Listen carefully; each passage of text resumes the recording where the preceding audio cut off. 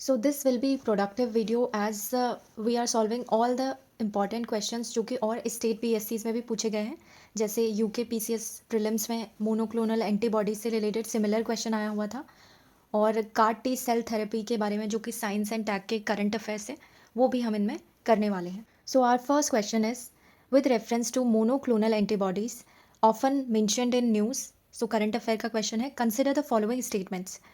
They are man made proteins. This is correct. मैं आपको आगे बताऊंगी कि कैसे ये मैन मेड प्रोटीन्स हैं. फिलहाल आप ध्यान दीजिए. This is correct. And then they stimulate immunological function due to their ability to bind to specific antigens. This is also correct. इनकी एबिलिटी असल में होती है एंटीजन से बाइंड करने की.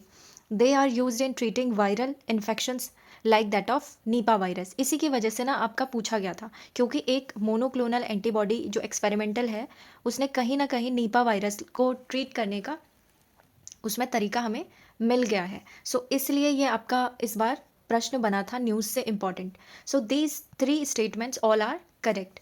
सो इसमें क्या लिखा है, प्रायः समाचारों में चर्चित एक क्लोनी प्रतिरक्षियों मोनोक्लोनल एंटीबॉडी के संदर्भ में आपको निम्नलिखित कथनों पर विचार करना है. ये मानव निर्मित प्रोटीन है. This is correct. और ये विशिष्ट प्रतिजनों जिन्हें हम एंटीजन बोलते हैं उनसे बंधन बनाने की अपनी क्षमता के कारण प्रतिरक्षात्मक प्रकार्य को उद्दीपित करती है. तो ये भी बिल्कुल ठीक है. तीसरा है, वे निपा विषाणु के संक्रमण जैसे विषाणु संक्रमणों के उपचार में भी प्रयुक्त होती है. ये निपा विषाणु की वजह से ही इसके संक्रमण को रोकने के लिए या इसे ठीक करने के लिए एक न्यूज़ आई थी जो इस बार इंपॉर्टेंट थी आपके 2025 में. इस वजह से ये क्वेश्चन पूछा गया था. सो ये सभी तीनों स्टेटमेंट क्या हैं हमारे करेक्ट हैं. अब हम इसके बारे में थोड़ा डिटेल से जान लेते हैं कि आखिर ये बॉडीज़ होती क्या है. देखिए आपके पास क्या है, मोनोक्लोनल बॉडीज़ होती हैं, आर्टिफिशियल प्रोड्यूस्ड प्रोटीन्स होती हैं. ये लेबोरेटरी में बनाई जाती हैं. सो इन्हें क्लोन्ड इम्यून सेल्स से बनाया जाता है. क्लोन्ड मतलब आपने क्या किया, एक इम्यून सेल एक्सट्रैक्ट किया और इसी का एक क्लोन बना दिया. उसके थ्रू फिर आपने मोनोक्लोनल एंटीबॉडी बनाई है. They are engineer to function like natural antibodies.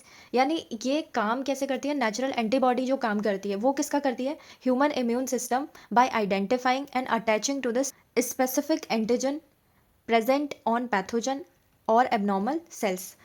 सो पहला स्टेटमेंट हमारा बिल्कुल करेक्ट था, जिसमें कहा गया था कि ये मैन मेड प्रोटीन है और ये प्रोटीन है. तो सबसे पहले हमें यहाँ से क्या अंदाज़ा लगता है कि अगर हमें साइंस एंड टैग का कोई क्वेश्चन करना है तो आपको उसके बारे में व्हाट पता होना चाहिए कि आखिर जो हम पढ़ रहे हैं वो क्या है. और दूसरा, उनका फंक्शन पता होना चाहिए कि वो क्या काम करते हैं. तो इम्यून सेल्स का ही काम करते हैं ये, और जो वायरसेस हैं उनसे लड़ने का काम करते हैं ताकि संक्रमण ना फैले. सो सेकेंड स्टेटमेंट हमारा मैकेनिज्म को लेकर था कि ईच जो मोनोक्लोनल एंटीबॉडी होती है उसमें एक एबिलिटी होती है कि वो एक स्पेसिफिक या फिर सिंगल एंटीजन से बाइंड कर पाए और इंश्योर कर पाए कि जो हाईली टारगेटेड एक्शन है आपका, जैसे मान लीजिए कि किसी पर्टिकुलर सेल को ही या पर्टिकुलर एंटीजन को ही आपको टारगेट करना है, तो उसी से जाकर ये अटैच होगी. कौन सी, monoclonal antibody. Then they assist immune responses by making harmful cells for destruction. ये हार्मफुल सेल्स को क्या कर देती हैं, डिस्ट्रॉय कर देती हैं.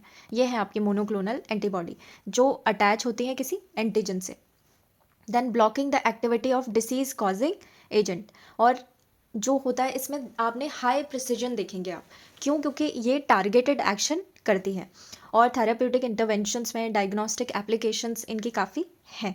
तो सेकेंड स्टेटमेंट भी जो हमारा जो फंक्शन को लेकर था वो बिल्कुल करेक्ट था. कौन सा, stimulate immunological function due to their ability to bind specific antigen. तो देखिए पहले में व्हाट पूछा है, दूसरे में फंक्शन पूछा है, और तीसरे में कि इनका यूज़ क्या है, वही फंक्शन में ही आ जाएगा. इस बार जो करंट अफेयर में था वो यही था.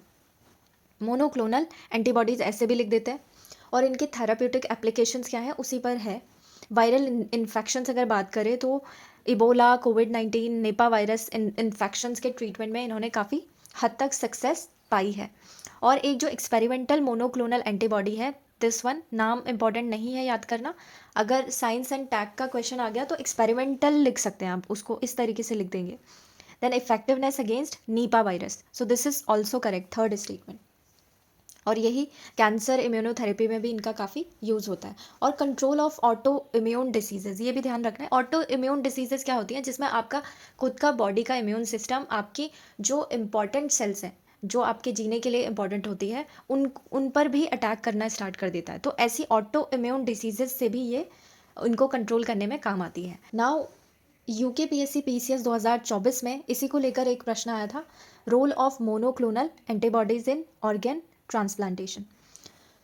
सो ऑर्गन ट्रांसप्लांटेशन मतलब आपने क्या किया, किसी एक की बॉडी में से दूसरे की बॉडी में एक ऑर्गन ट्रांसप्लांट किया है। लेट्स से आपने किडनी ट्रांसप्लांटेशन किया है, इस तरीके से। ओके, सो मोनोक्लोनल एंटीबॉडीज वाइडली यूज होती है इम्यूनो सप्रेसिव एजेंट्स की तरह, और during organ transplantation including kidney transplant prevent immune mediated rejection. अब जो किडनीज वगैरह हैं वो भी आपका मैच होना चाहिए। अगर दो लोग हैं एक दूसरे को डोनेट कर सकते हैं तभी आपका रिजेक्शन वहाँ पर ऑर्गेन का नहीं होगा। ओके, इसके लिए बहुत सारे टेस्ट पहले करवाने होते हैं कि आपकी बॉडी का जो ऑर्गेन है, आपका ब्लड टाइप क्या है, सब कुछ उसमें होगा, तब आपका रिजेक्शन नहीं होता है। बहुत सारे फैक्टर्स ऐसे भी होते हैं, वो ध्यान में रखने होते हैं।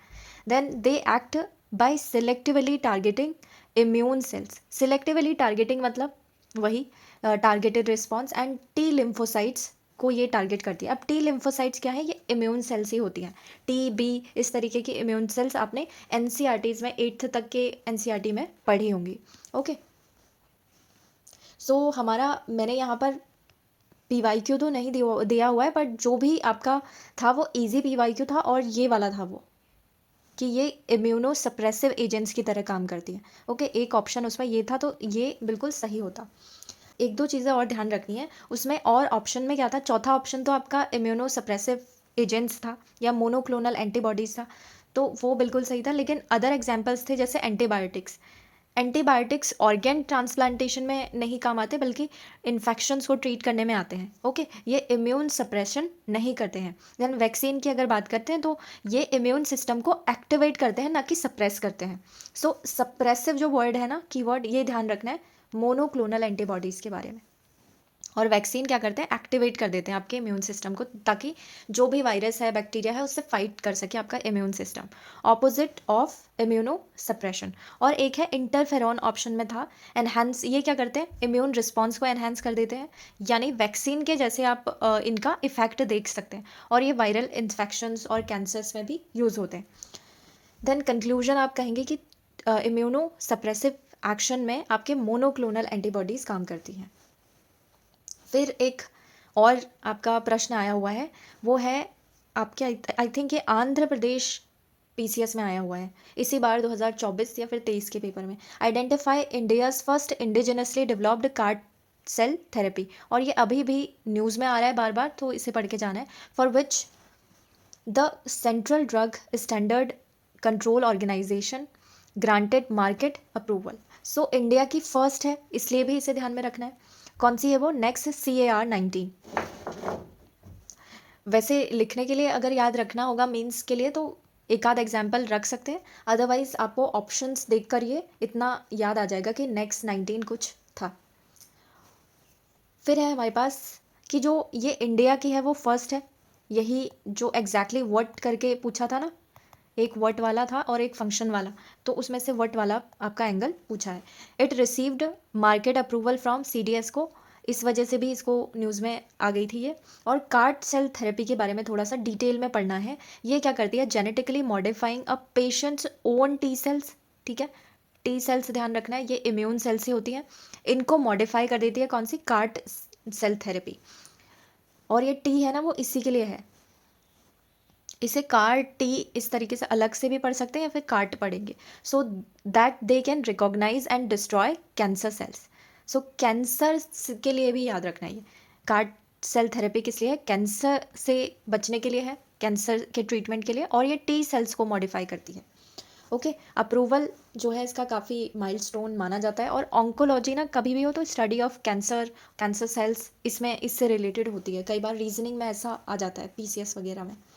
देन एडिशनल फैक्ट्स जो आपको इम्पॉर्टेंट याद रखने हैं, ये एक इम्यूनोथेरेपी है, और ये collection of patients T cells, सबसे पहले इसमें क्या क्या इन्वॉल्व होते हैं स्टेप्स वो देखें, तो सबसे पहले टी सेल्स को कलेक्ट किया जाता है, फिर क्या होता है दूसरा स्टेप कि जेनेटिक इंजीनियरिंग की जाती है। जो भी आपने टी सेल कलेक्ट की है उनके साथ में जेनेटिक इंजीनियरिंग में आप क्या कर सकते हैं, कट कर सकते हैं, पेस्ट कर सकते हैं, ऐसी सारी चीज़ें होती हैं।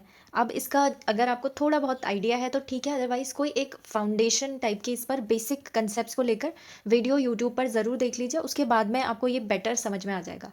और हम आगे की क्लासेस में ऐसे फाउंडेशन या बेसिक कंसेप्ट को लेकर और चीज़ें करेंगे।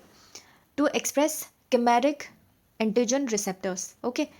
फिर थर्ड स्टेप क्या होता है, reinfusion into the patient. So आपने जो भी टी सेल है जिसमें आपकी कुछ मॉडिफिकेशन करनी होगी उसमें आपने की है, फिर उसके बाद उसे री इन्फ्यूज़ कर दिया, इंजेक्ट कर दिया पेशेंट में। तो फिर ये कार क्या करेंगे, इनेबल कर देंगे precise targeting and destruction of cancer cell. पहले जब आपने जेनेटिक इंजीनियरिंग नहीं की थी तब ये टी सेल इतने एबल नहीं थे कि ये टारगेटेड रिस्पॉन्स दे सके और कैंसर सेल को डिस्ट्रॉय कर सके, लेकिन फिर आपने इनमें जेनेटिक इंजीनियरिंग करके इनको मॉडिफाई करके कुछ एबिलिटीज़ डाल दी हैं जो कि कैंसर सेल को मारने के लिए इंपॉर्टेंट है। तो अब इनका रिस्पॉन्स क्या होगा, अच्छा होगा। प्राइमरीली यूज्ड किस लिए होते थे ये, हिमाटोलॉजिकल कैंसर्स के लिए होते थे, जैसे ल्यूकेमिया हो गया, लिम्फोमा हो गया, उनके लिए। सो अभी आपको इतना ये वाला याद नहीं रखना है, बस कैंसर याद रखेंगे कि CAR T सेल थेरेपी किस लिए है। CDSCO की बात करें तो इंडिया की नेशनल रेगुलेटरी अथॉरिटी है for drugs and medical devices. Approve करती है जो भी नई ड्रग्स बनती है, क्लिनिकल ट्रायल्स या फिर मेडिकल टेक्नोलॉजीज, उन सब के लिए। और सेफ्टी, एफिकेसी और क्वालिटी सब को चेक कर फिर अप्रूव करती है इन चीज़ों को। और ministry of health and family welfare के अंडर ये फंक्शन करती है। ऑन्कोलॉजी अगर बात करें, जैसे कैंसर से रिलेटेड जो स्टडी है, प्रिवेंशन, डायग्नोसिस, ट्रीटमेंट, वो होता है। और इम्यूनोथेरेपी क्या करती है, बॉडी के इम्यून सिस्टम या इम्यून रिस्पॉन्स को बढ़ाने का काम करती है अगेंस्ट कैंसर या फिर कोई और भी डिसीजेज हो उनके खिलाफ, ओके। सो CAR T सेल थेरेपी का यहाँ पर विजुअल दिया हुआ है। जैसे सबसे पहले आपने क्या किया, रिमूव किया ब्लड फ्रॉम पेशेंट का जो टी सेल्स है, टी सेल निकाल ली। उसके बाद में आपने क्या किया, make CAR T cells in the lab, और इसमें वही जीन आपने इंसर्ट किए जो आपको चाहिए। फिर इस टी सेल को आपने मॉडिफाई कर दिया यहाँ पर, और फिर बहुत सारी टी सेल्स को ऐसे ग्रो कर लिया लेबोरेटरी में ही। फिर इसको पेशेंट में इन्फ्यूज़ कर दिया दोबारा से। जब पेशेंट में दोबारा इन्फ्यूज़ कर दिया, क्योंकि आपने ये वाला जीन इसमें इंसर्ट कर दिया था, तो इसका मॉडिफिकेशन हो गया। अब ये ज़्यादा एबल हो गया कैंसर से फाइट करने के लिए। अब कैंसर सेल से ये वहाँ पर एंटीजन से अटैच करके आपका कैंसर सेल को मारने का काम करेगा। Now we have our next question. Consider the following statement, no virus can survive in ocean water. अब देखिए, वायरस सर्वाइव नहीं करेंगे तो और कौन कर सकता है। वैसे वायरस को ग्रो करने के लिए आपका होस्ट चाहिए होता है। इससे पहले कि हम इस क्वेश्चन को करें, हम वायरस वगैरह के बारे में पढ़ लेते हैं ताकि आपको आइडिया आ जाए। बायोलॉजी के कुछ इंपॉर्टेंट टॉपिक्स हैं, उसके बाद हमारे सारे क्वेश्चंस स्मूथली आपके सॉल्व हो जाएंगे। सो दिस इज़ द चैप्टर जो आपको पढ़ना है। 5 किंगडम क्लासिफिकेशन है यहाँ पर। जैसे कौन कौन से 5 किंगडम्स हैं वो है Monera, protista, fungi, Plantae and animalia, okay. अब ये फंगी है, इसको फंगाई भी कह देते हैं कई बार। अब कुछ कॉमन चीज़ें होती है सब में, वो हम सेंटेंसेस बनाकर याद रख सकते हैं, ओके। पहला है आपका सेल टाइप। सेल टाइप देखें तो सभी यूकैरियोटिक होते हैं सेल टाइप में, एक्सेप्ट मोनेरा। मोनेरा क्या होता है, प्रोकैरियोटिक होता है। अगर आप एनसीईआरटी में देखेंगे तो इनके डिफरेंसेस आपको मिल जाएंगे, प्रोकैरियोटिक और यूकैरियोटिक के। देन सेल वॉल की बात करें तो सब में सेल वॉल प्रेजेंट होती है एक्सेप्ट एनिमेलिया। एनिमेलिया जिसमें हम भी आते हैं, तो हम में क्या है, सेल वॉल नहीं प्रेजेंट है। प्लांट्स में आप सेल वॉल देखेंगे। सो मोनेरा में जो सेल वॉल है वो कौन सी है, नॉन सेलुलोजिक होती है। सेलुलोज भी किसमें पाया जाता है, प्लांट्स में। और जो फंगी है उसमें क्या है, चिटिन के साथ में आपको सेल वॉल मिलेगी। न्यूक्लियर मेम्ब्रेन की बात करें तो सब में प्रेजेंट होती है पांचों किंगडम्स में एक्सेप्ट मोनेरा।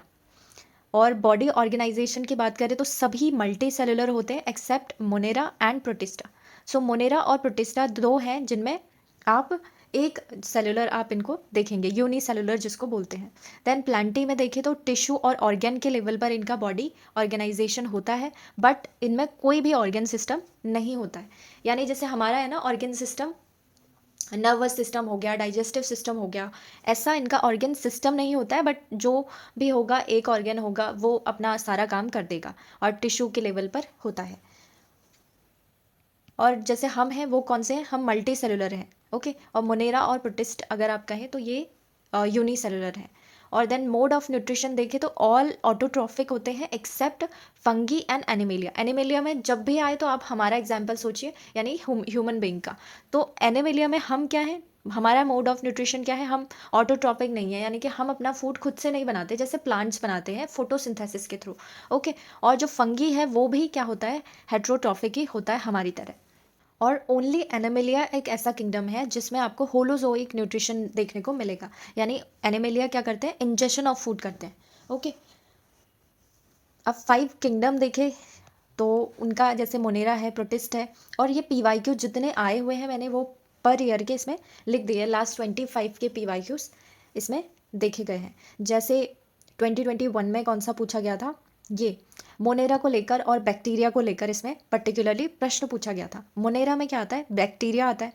और बैक्टीरिया भी 2 टाइप से आप इनको डिवाइड कर सकते हैं। कौन कौन से हैं, एक तो हो गया आपका आर्की बैक्टीरिया और एक यू बैक्टीरिया होता है। यू बैक्टीरिया को हम ट्रू बैक्टीरिया भी कहते हैं। सो आर्की बैक्टीरिया के बारे में याद रखना है कि हार्श हैबिटेट में भी रह सकते हैं। जैसे अभी आया था ना, no virus can live in ocean, तो वैसे ही बैक्टीरिया के बारे में भी आ सकता है कि इनका हैबिटेट क्या है और ये कैसे फंक्शन करते हैं। तो आर्की बैक्टीरिया क्या होता है, मीथेन बायोगैस इनसे रिलेटेड है, इसे रिलीज करते हैं ये। और ये दोनों पीवाईक्यू है, 2021 में पूछा गया था। अब हमें जो जानना है वो है यू बैक्टीरिया के बारे में, जो कि ट्रू बैक्टीरियाज होते हैं। और इनका एक इंपॉर्टेंट आपको याद रखना है, इनमें रिजिड सेल वॉल प्रेजेंट होती है। अब यू बैक्टीरिया ही हम आगे पढ़ रहे हैं, ये सब कौन से हैं, यू बैक्टीरिया है। जैसे आपका साइनो बैक्टीरिया के बारे में 2021 में पूछा गया था कि ब्लू ग्रीन एल्गी, ये हम इनको कह सकते हैं। और क्लोरोफिल इनमें प्रेजेंट होता है। जब भी क्लोरोफिल आपके पास प्रेजेंट है तो आप क्या कर सकते हैं, फोटोसिंथेसिस की प्रोसेस कर सकते हैं, यानी कि अपना फूड खुद बना सकते हैं। इसीलिए हमने इन्हें ऑटोट्रॉफिक में रखा था। देन ये क्या करते हैं, साइनो बैक्टीरिया आपका नाइट्रोजन फिक्सेशन का वर्क कर सकते हैं। इसमें हेटेरोसिस्ट सेल्स आप देखेंगे यू बैक्टीरिया में, और पर्टिकुलरली साइनो बैक्टीरिया में इनका अगर आता है कीवर्ड। और नॉस्टॉक और एनाबीना दोनों क्या है, हमारे इंपॉर्टेंट साइनो बैक्टीरिया। नॉस्टॉक को आपने देखा होगा बहुत बार एलिमिनेशन में ऑप्शंस में आता है। और जब भी आएगा नाइट्रोजन फिक्सिंग बैक्टीरियाज तो उसमें नॉस्टॉक एनाबीना दोनों आप एग्जाम्पल में लिख सकते हैं। और ये एग्रीकल्चर में भी काफ़ी इंपॉर्टेंट होते हैं। और आप इसे साइंस एंड टेक और बायोलॉजी कैसे हेल्प कर सकती है एग्रीकल्चर में, उसको आप कनेक्ट कर सकते हैं इनसे। देन कीमोसिंथेटिक ऑटोट्रॉफिक जो बैक्टीरिया होते हैं यू बैक्टीरिया, उनमें देखें तो ऑक्सीडाइज करते हैं इनऑर्गेनिक सब्सटेंसेस, एटीपी बनाते हैं। एटीपी क्या होता है, एडिनोसिन ट्राईफॉस्फेट होता है, जिससे आपका एनर्जी बनती है एक तरीके से, ठीक है। और न्यूट्रिएंट साइकिल में इनका काफ़ी रोल रहता है। न्यूट्रिएंट साइकिल देखें तो नाइट्रोजन, फॉस्फोरस, आयरन और सल्फर साइकिल सब में इनका रोल होता है कीमोसिंथेटिक बैक्टीरिया का। फिर आता है हेटेरोट्रॉफिक बैक्टीरिया, तो ये होते हैं डीकम्पोजर्स। डीकम्पोजर्स में बहुत बार प्रश्न बन चुके हैं, इसको ध्यान से पढ़ना है। हेटेरोट्रॉफिक बैक्टीरिया यानी यूट्रॉफिक का हेटेरोट्रॉफिक, उन्हीं को ही डीकम्पोजर्स कहते हैं।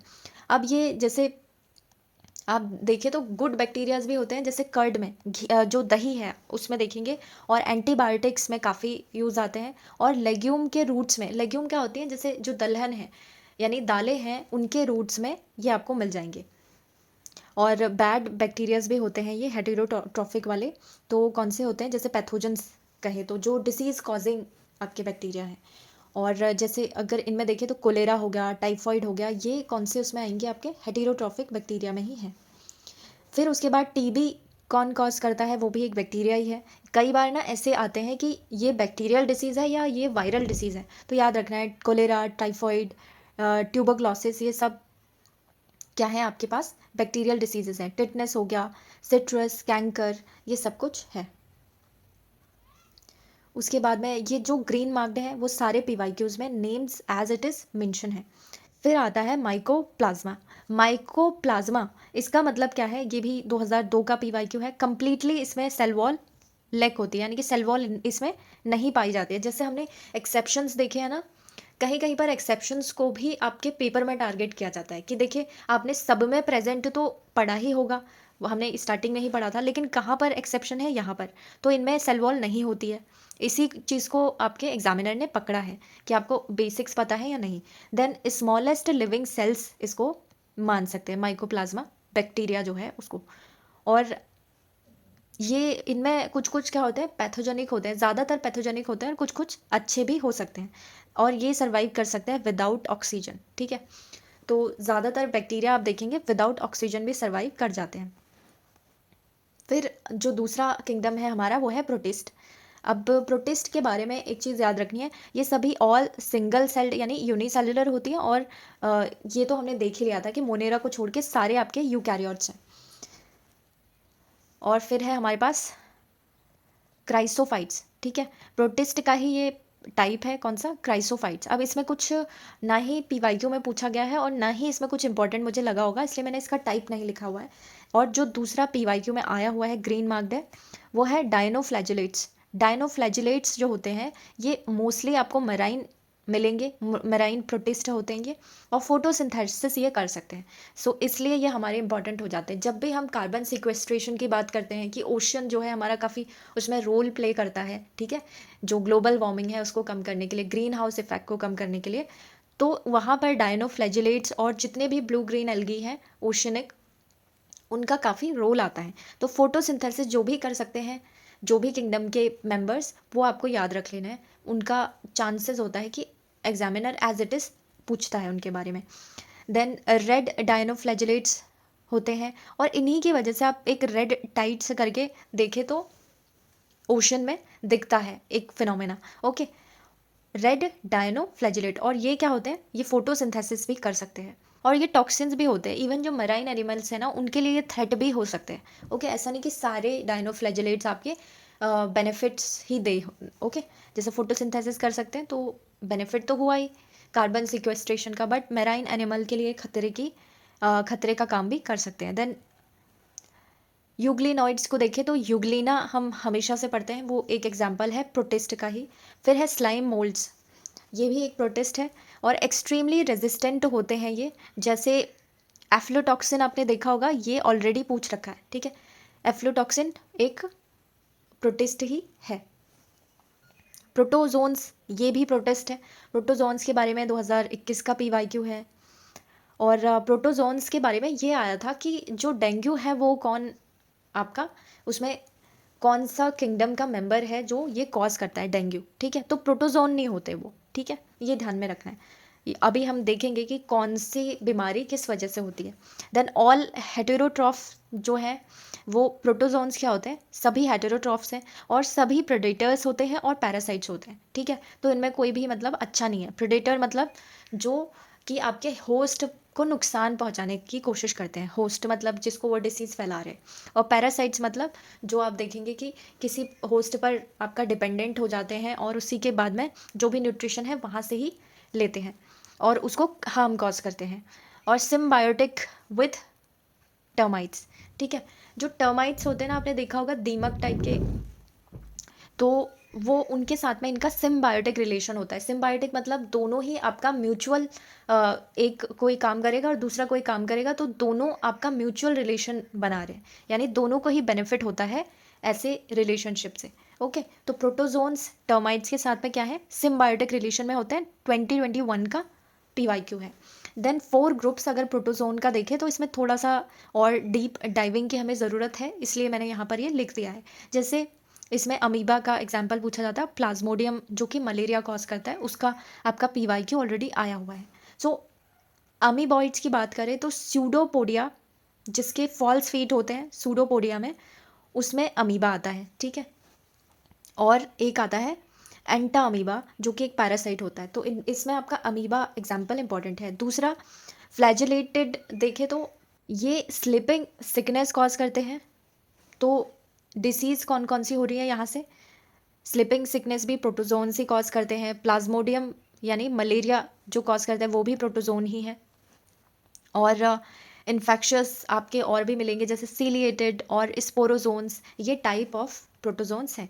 अब ये वैसे इतना इंपॉर्टेंट नहीं है, बट फिर भी अगर एक आध ध्यान में रखना चाहते हैं तो ट्रिप्नोसोमा एक फ्लैजिलेटेड प्रोटोजोन इसमें है। और जो पैरामीशियम है ना, वो क्या है, वो भी प्रोटोजोन है और सीलिएटेड प्रोटोजोन है। ठीक है, तो पैरामीशियम, अमीबा, ये तो बहुत ही मतलब बेसिक एग्जाम्पल हैं इनके। फिर उसके बाद हमारे पास आता है फंगी। ये भी 2021 में पूछा गया है और 2 क्वेश्चन इस में मेंशन था।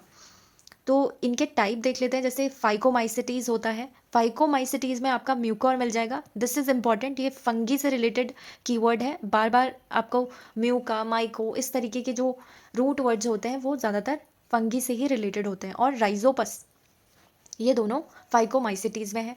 फिर आता है एस्कोमाइसिटीज़, इसमें होता है सैक लाइक फंजाई, यानी सैक मतलब एक बोरा टाइप का दिखने वाला कुछ जो फंगी है वो है। और फिर है इसमें एग्जाम्पल के तौर पर एक ईस्ट आता है, बहुत बार ये पीवाईक्यू में पूछा गया है। ईस्ट एक यूनिसेलुलर फंगी है। और एस्परजिलस, एस्परजिलस भी इसका एग्जाम्पल इंपॉर्टेंट है। और penicillium, very very important, penicillium notatum आपने एक फंगी सुना होगा, उससे आपका इम्पॉर्टेंट, किसी ने कुछ एंटीबायोटिक बनाई थी, वो मुझे आपको कमेंट में बतानी है कि कौन सी एंटीबायोटिक थी और किसने बनाई थी। ओके। फिर है बेसिडियोमाइसिटीज, इसमें मशरूम्स आती हैं। मशरूम्स, इनको अगैरिकस भी आप कह सकते हैं। Okay. Mushrooms are really important, हर एक एग्जाम में इनका आता है। और देखिए ग्रीन मार्क्ड है तो पीवाईक्यू ऑलरेडी है। और पक्सीनिया, इसमें ये भी आ जाएगा। फिर है ड्यूटेरोमाइसिटीज़, ड्यूटेरोमाइसिटीज़ में आपके डिकम्पोजर्स आप कह सकते हैं, जो डिकम्पोजिंग फंगी होते हैं वो इसमें आ जाएंगे। फिर आता है प्लांटी, प्लांटी किंगडम में देखें तो एल्गे इसमें आता है। ठीक है, प्लांटे में एल्गे वेरी इंपॉर्टेंट, इसको लेकर अभी कुछ न्यूज़ भी आई हुई है। सो इस बार इसके चांसेस ज़्यादा हैं। क्लोरोफाइसी इसमें आएगा, और फियोफाइसी है और रोडोफाइसी है। 3 टाइप के ये एल्गे हैं, इसको हम और डिटेल में पढ़ना चाहेंगे, अभी बाद में आएगा। और इसमें जो दूसरा टाइप है ना, एक तो एल्गे है, एक है ब्रायोफाइट्स, और तीसरा है टेरिडोफाइट्स, और चौथा आता है जिम्नोस्पर्म, और पांचवा आता है एंजियोस्पर्म। ये सारे आपके किस में हैं? प्लांटे में आपको मिल जाएंगे। तो ब्रायोफाइट्स देखिए तो लिवरवॉर्ट्स इसमें मिलेगा। और जो मॉसेस होती हैं वो भी क्या है, एक ब्रायोफाइट, यानी कि प्लांटे किंगडम के अंदर ये क्या है, ब्रायोफाइट है, और उसमें आपका मॉसेस आपको मिलेंगी। और ये मॉसेस के बारे में बहुत बार पीवाईक्यू में पूछा गया है, 2021 का प्रश्न है। देन टेरिडोफाइट्स, जिम्नोस्पर्म, एंजियोस्पर्म, इनके बारे में डिटेल से और पढ़ेंगे। और फिफ्थ हमारा है एनिमेलिया, इसको भी हम और डिटेल से पढ़ने वाले हैं, इसलिए यहाँ पर नहीं लिखा हुआ है। सो अभी तक हमारा ये हो गया। अब हमारे पास फंगी किंगडम को हमें और बेटर तरीके से पढ़ना है, जो कि है, एक आध कीवर्ड आपको याद रखना है, हाइफी। और जो माइसीलियम है वो फंगी से ही रिलेटेड है। ये बहुत ज़्यादा वैसे डीप हो जाएगा आपके जीएस के पर्पज़ से, लेकिन फ़िलहाल आप ऐसे ही कीवर्ड्स को बस एक एक नज़र मार लीजिए। देन चिटिन जो है एक सेल वॉल, इसमें जो सेल वॉल होती है विद चिटिन होती है। ओके। एंड देन मोस्टली सेपेरोफाइट्स आपको मिल जाएंगे। ये जो फंगी होते हैं मोस्टली सेपेरोफाइट्स होते हैं, जो कि अब्जॉर्ब करते हैं आपका soluble organic matter from dead substrates. Okay. Saprophytes का मतलब क्या है, सॉल्युबल ऑर्गेनिक मैटर कहाँ से अब्जॉर्ब करते हैं, डेड सबस्ट्रेट से। और सम फंगी क्या होते हैं, पैरासिटिक हो सकते हैं, सम सिम्बायोन्ट्स हो सकते हैं। जैसे माइकोराइजा एक फंगी है जो कि सिम्बायोटिक रिलेशनशिप बनाता है। और ये भी पूछा जाता है कि आखिर सिम्बायोटिक रिलेशनशिप है तो किसके साथ में है। जैसे अभी हमने ऊपर देखा था, प्रोटोजोन का सिम्बायोटिक रिलेशनशिप आपके टर्माइट्स के साथ में होता है। फिर है फाइकोमाइसिटीज, इसमें म्यूकोर है, राइजोपस है। राइजोपस को हम ब्रेड मोल्ड भी कहते हैं। और एल्ब्यूगो है जो कि मस्टर्ड पैरासाइट है। मस्टर्ड मतलब जब डिसीजेज पूछे जाएंगे प्लांट्स में या फिर जो हमारे एग्रीकल्चरल क्रॉप्स हैं उनमें, तो ये आएगा ऑयल शीट्स के लिए ना। तो मस्टर्ड का पैरासाइट क्या होता है, एल्बिगो, एल्ब्यूगो फंगी। और फिर है एस्कोमाइसिटीज, सैक फंजाई होते हैं, इसमें पेनिसिलियम, एस्परजिलस। एस्परजिलस को आपको याद रखना है कि WHO ने क्या कहा था कि जो एस्परजिलस है और फ्यूमिगेटस है, ये दोनों क्या है, लंग इन्फेक्शन कॉज करते हैं। जो एस्परजिलस है मेनली वो, तो WHO की अगर कोई न्यूज़ आती है तो वो ऐसी ध्यान में रखनी है। देन ईस्ट का आता है, ये यूनिसेलुलर है, ऑलरेडी पढ़ा था हमने। और कुछ आपके क्या होते हैं, इडेबल भी होते हैं। और न्यूरोस्पोरा देखें तो इसको बायोकेमिकल की तरह भी हम यूज़ कर सकते हैं जेनेटिक वर्क के लिए। ओके। सो इनके यूजेस हैं ये। और बेसिडोमाइसिटीज़ में देखें तो इनमें सेक्स ऑर्गन्स एब्सेंट होते हैं। और मशरूम्स एक उसका बहुत ही अच्छा एग्जाम्पल आपको मिलेगा। अगैरिकस इसको कहते हैं। और पक्सीनिया है जिसे हम रस्ट फंगस के नाम से भी जानते हैं। फंगस आपका क्या है, सिंगुलर फॉर्म है, और फंगी जो है वो प्लूरल फॉर्म है, ठीक है। ब्रैकेट फंगी जैसे पफ बॉल्स हमारे पास हो गए। कि अगर आप इनका डायग्राम देखना चाहते हैं, आई वुड रिकमेंड कि आप एक बार 11th और 12th की एनसीईआरटीज बायोलॉजी की देख लीजिए, उसमें सबके डायग्राम्स भी अच्छे से बने हुए हैं। आपको ये पता लग जाएगा कि सैक फंजाई कैसा दिखता है और इसको सैक फंजाई ही क्यों कहा, इस तरीके से। देन ड्यूटूरोमाइसिटीज, तो इसमें इम्परफेक्ट फंजाइज को कहते हैं। इसमें भी सेक्सुअल रिप्रोडक्शन नहीं होता है, और डीकम्पोजर्स इसका एक एग्जाम्पल है। हेल्प इन मिनरल साइकिल्स ये करते हैं। नेक्स्ट हमारा किंगडम है प्लांट किंगडम, जिसे हमें और अच्छे तरीके से पढ़ना है। उसमें हमने एल्गे देखा था, या एल्गी भी कहते हैं, और ब्रायोफाइट्स, टेरिडोफाइट्स, जिम्नोस्पर्म्स और एंजियोस्पर्म्स। तो इसमें देखिए तो एल्गे में आपका क्लोरोफिल इनमें प्रेजेंट होता है, जिसकी वजह से फोटोसिंथेसिस कर पाते हैं। थैलॉइड और ऑटोट्रॉफिक के इनके कुछ कीवर्ड्स हैं। अब ये थैलॉइड वगैरह क्या है ना, ये आपको उस तरीके से नहीं जानना है अभी जीएस के लिए पर्टिकुलर। अगर आप बायोलॉजी कर रहे हैं तब आपका थोड़ा सा इसको डिटेल में पढ़ना है। लार्जली आपको एल्गे क्या मिलेंगे, एक्वेटिक मिलेंगे। और रिप्रोडक्शन अगर देखें तो ऑल फॉर्म्स और मेथड्स ऑफ रिप्रोडक्शन इसमें होता है, ठीक है। 50% of CO2 fixation on earth जो है वो एल्गे ही उसमें काम करते हैं। अब और भी इसके बारे में है, जैसे ग्रीन एल्गे जो होती हैं वो कौन कौन सी होती हैं। क्लोरोफाइसी, फियोफाइसी को हम ब्राउन एल्गी बोलते हैं, और रोडोफाइसी को हम रेड एल्गी बोलते हैं। आर से आर याद रख सकते हैं आप ऐसे। और जिसमें क्लोरोफिल होगा वो फोटोसिंथेसिस करेगा, और फोटोसिंथेसिस जैसे हमें प्लांट याद आते हैं। प्लांट किस कलर के होते हैं, ग्रीन कलर के होते हैं। इस तरीके से थोड़ा याद रख सकते हैं आप। एग्जाम्पल की बात देखें तो, एग्जाम्पल की बात करें तो क्लेमाइडोमोनास इसमें है। क्लेमाइडोमोनास ग्रीन एल्गी है। वॉल्वॉक्स है जो कि कॉलोनी बनाते हैं, और यूलोथ्रिक्स है, और स्पाइरोगाइरा है। These are really important examples, जो एडवांस क्वेश्चन बनेंगे तो इन पर बन सकते हैं। और इसमें फिलामेंटस होते हैं यूलोथ्रिक्स और स्पाइरोगाइरा, और एक कारा भी आप कह सकते हैं, ये भी एक एग्जाम्पल इसमें है। फिर है Phaeophyceae, brown algae. Algin gelatinous coating इसमें होती है। जिलेटिनस मीन्स आप जेल लाइक सब्सटेंस कह सकते हैं, उसकी कोटिंग होती है। और एग्जाम्पल के तौर पर जैसे एक्टोकार्पस है, डिक्टियोटा है, और फ्यूकस है। मराइन एल्गी आपको मिल जाएंगे एज फूड, जिन्हें हम यूज़ कर सकते हैं। सारगासम रियली इंपॉर्टेंट, और लेमिनेरिया हो गया, ठीक है। सारगासम पर बन सकता है आपका प्रश्न, दिस इज़ इम्पॉर्टेंट। ये अलगे जो होते हैं ना काफ़ी न्यूट्रिशियस भी माने जाते हैं, इस वजह से इन्हें एज फूड हम क्या कर सकते हैं, कंज्यूम कर सकते हैं। देन रोडोफाइसी सरफेस पे भी रह सकते हैं, और ग्रेटर डेप्थ पे भी रह सकते हैं आपके वाटर में। देन पॉलीसिफोनिया, उसमें आप देखेंगे तो पॉरफाइरा, जिसे हम एज फूड भी यूज़ कर सकते हैं, रेड एल्गी है। और कमर्शियली जो यूज्ड एल्गीज होते हैं, एल्गी है वो रोडोफाइसी में कुछ हैं, जैसे आपका ग्रेसिलेरिया है, एंड गैलिडियम है, और एक अगार करके आता है, वो भी इम्पॉर्टेंट है। इसको किस लिए यूज़ कर सकते हैं, माइक्रोब्स को ग्रो करने के लिए यूज़ कर सकते हैं, और आइसक्रीम्स जेलीज में ये काफ़ी यूज़ होता है, एगार जो इनसे बनता है। देन कैरेजियन जो है वो भी है एक रेड एल्गी, इसे भी कमर्शियली ग्रो किया जाता है। और क्लोरेला, दिस इज़ इम्पॉर्टेंट क्योंकि क्लोरेला आपका बहुत बार पूछा गया है। रिच इन प्रोटीन होता है ये, और फूड सप्लीमेंट्स के तौर पर इसे देखा जा सकता है। जो स्पेस ट्रेवलर्स होते हैं ना, वो इस एल्गी को काफ़ी यूज़ करते हैं। कौन सा, क्लोरेला। जैसे आप सुनीता विलियम को देखें तो इतनी अगर वहाँ पर खाना पीना इतना नहीं स्टॉक हो पाया, तो इनकी कुछ पिल्स बनी हुई होती हैं, उनको लेकर ये करते हैं। काफ़ी न्यूट्रिशियस होते हैं, कई दिनों तक आप 1-2 पिल्स लेकर भी रह सकते हैं। फिर है हमारे पास ब्रायोफाइट्स, प्लांट किंगडम का।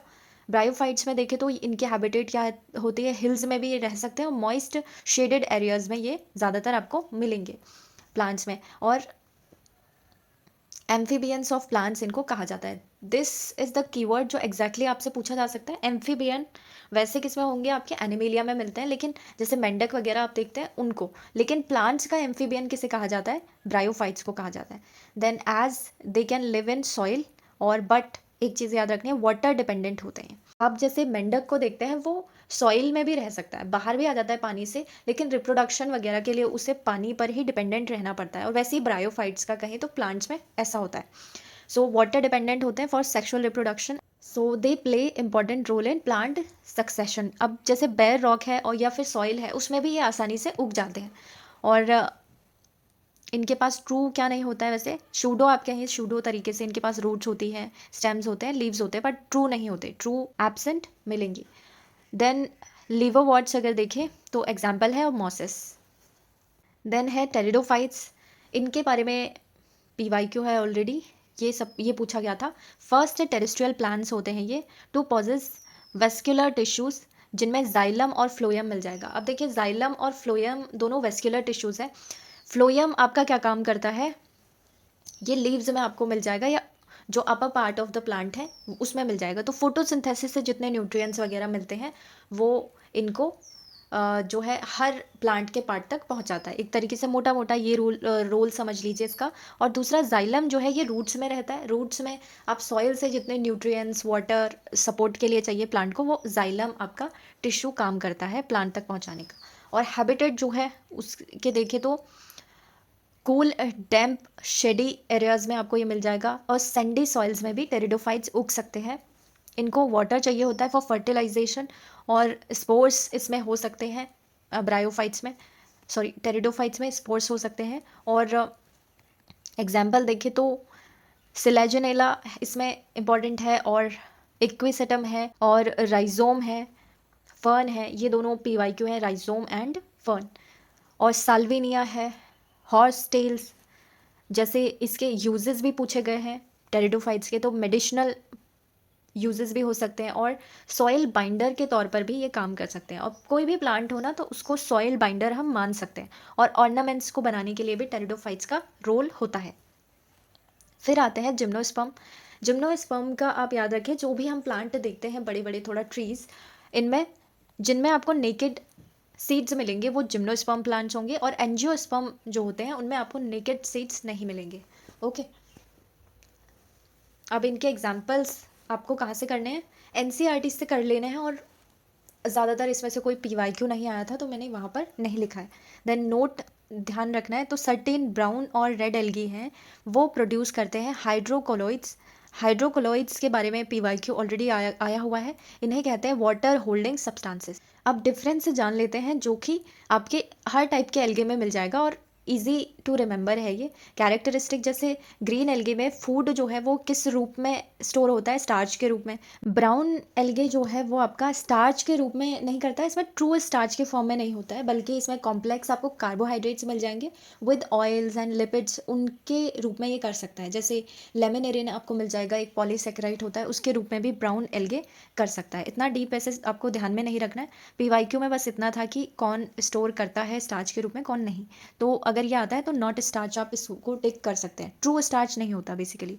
और फिर रेड एल्गे जो है वो करता है फ्लोरिडियन स्टार्च के रूप में, इसको ऐसे लिख लीजिए, फ्लोरिडियन स्टार्च के रूप में रेड एल्गे फूड स्टोर करता है।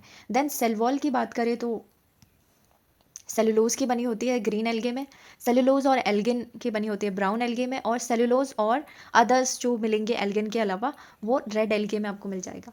देन हैबिटेट देखें तो मराइन हैबिटेट होती है मोस्टली सबकी, और मोस्टली जो सॉल्ट वाटर है ना उसमें आपका कौन सा मिलेगा, रेड एल्गे मिलेगा। अब है हमारे पास एनिमेलिया किंगडम, जो कि आपको याद रखना है कि ये ज़्यादातर मल्टी सेलुलर ऑर्गेनिजम्स होते हैं, जिसमें कि ह्यूमन बींग्स भी आते हैं।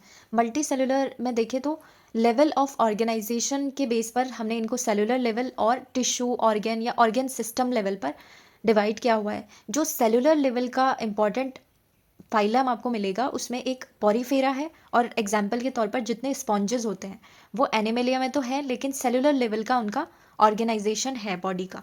और टिश्यू ऑर्गेन और ऑर्गेन सिस्टम, जो कि ह्यूमन बीइंग में ऑर्गेन सिस्टम पाया जाता है। इसमें है ट्रू सीलम, जिनमें आपको मिलेगा, उनको सीलोमेट्स भी हम बोलते हैं। तो इनका टिश्यू ऑर्गेन और उस लेवल पर ऑर्गेनाइजेशन होता है बॉडी का। इसमें कुछ टाइप्स हैं, 6 टाइप्स हैं मेजर, जैसे एनालीड आ जाएंगे, एंथ्रोपोड आएंगे इसमें, और मोलस्क आएंगे, एकाइनोडर्मेटा, हेमीकॉर्डेटा और कॉर्डेट। कॉर्डेट्स में आप देखेंगे यहाँ पर वर्टिब्रेट्स हैं, और फिर वर्टिब्रेट्स में आप देखेंगे तो हम भी आते हैं, कहाँ पर, मैमल्स। ये है मैमल्स, और इसी में ह्यूमन बींग्स आएंगे। तो हमको अपने आप को भी ट्रेस करना है कि हम कहाँ पर इस एनिमल किंगडम में पढ़ते हैं। एनालिड्स जो है उनमें इम्पॉर्टेंट है, जैसे अर्थवॉर्म के बारे में बहुत पूछा जाता है, इसके यूजेस, क्योंकि ये सॉइल फर्टिलिटी के लिए भी काफ़ी यूज़फुल है। और लीच हो गया इसमें, हिरुडिनेरिया इसका नाम है, वैसे लीच याद रखेंगे तो ठीक है, और निरिस इसमें है। फिर ऑर्थोपोडा देखिए तो लार्जेस्ट फाइलम है ये। लार्जेस्ट फाइलम इसलिए कहा क्योंकि जो number of the discovered organisms हैं इसमें ना, तो वो ज़्यादा मिले हुए हैं बाकी सब जो पार्ट्स हैं इनके। ओके, सो ऑर्थोपोड है लार्जेस्ट फाइलम। फिर है 2/3 ऑफ द ऑर्गेनिजम्स इसी के ही मिले हुए हैं जितने अभी तक धरती पर डिस्कवर किए गए। मोस्टली ओविपेरस होते हैं ये। एग्जाम्पल के तौर पर इनके भी 4 क्लासेस हैं जिनमें आपको कुछ इंसेक्ट्स के बारे में पढ़ना है। जितने भी इंसेक्ट्स होंगे ना, ज़्यादातर आपको ऑर्थोपोडा में ही मिलेंगे। इंसेक्ट्स मतलब जितने कीड़े मकोड़े होते हैं। और इकोनॉमिकली इम्पॉर्टेंट इंसेक्ट्स हैं वो जानने हैं, जैसे हनी बी हो गया, एपिस बोलते हैं इसे, सिल्क वॉर्म हो गया, बॉम्बिक्स है, लाख इंसेक्ट है, लेकिफर भी कहते हैं इसको। सो जो भी इनके वैल्यूएबल सिक्रेशंस होते हैं उसके लिए ये इकोनॉमिकली इम्पॉर्टेंट है। कौन सा? लेकिफर, इकोनॉमी के लिए बहुत इंपॉर्टेंट है। ओके, देन वेक्टर हो गए। वेक्टर दीज आर इम्पॉर्टेंट, जैसे ऑर्थोपोडा में ही वेक्टर है। एनाफिलीज, एंडीज मॉस्किटो जो है, और क्यूलेक्स, ये सब हैं। अब ये एनाफिलीज हम कहते हैं ये मच्छर देखे तो उनकी प्रजाति है, और एंडीज मॉस्किटो है, यही आपका क्या कॉज करते हैं, जो उसमें फीमेल मॉस्किटो होती है वो आपका मलेरिया कॉज करती है। ओके, फिर मॉलस्क है। सेकेंड लार्जेस्ट फाइलम हमारे पास है मॉलस्क, और सेंसरी टेंटकल्स इसमें आपको मिलेंगे। इनके कुछ फीचर्स हैं, और देखें तो एप्पल स्नेल इसका एक इम्पॉर्टेंट एग्जाम्पल है। पर्ल ओस्टर के बारे में जो इसमें प्रश्न आया था वो है,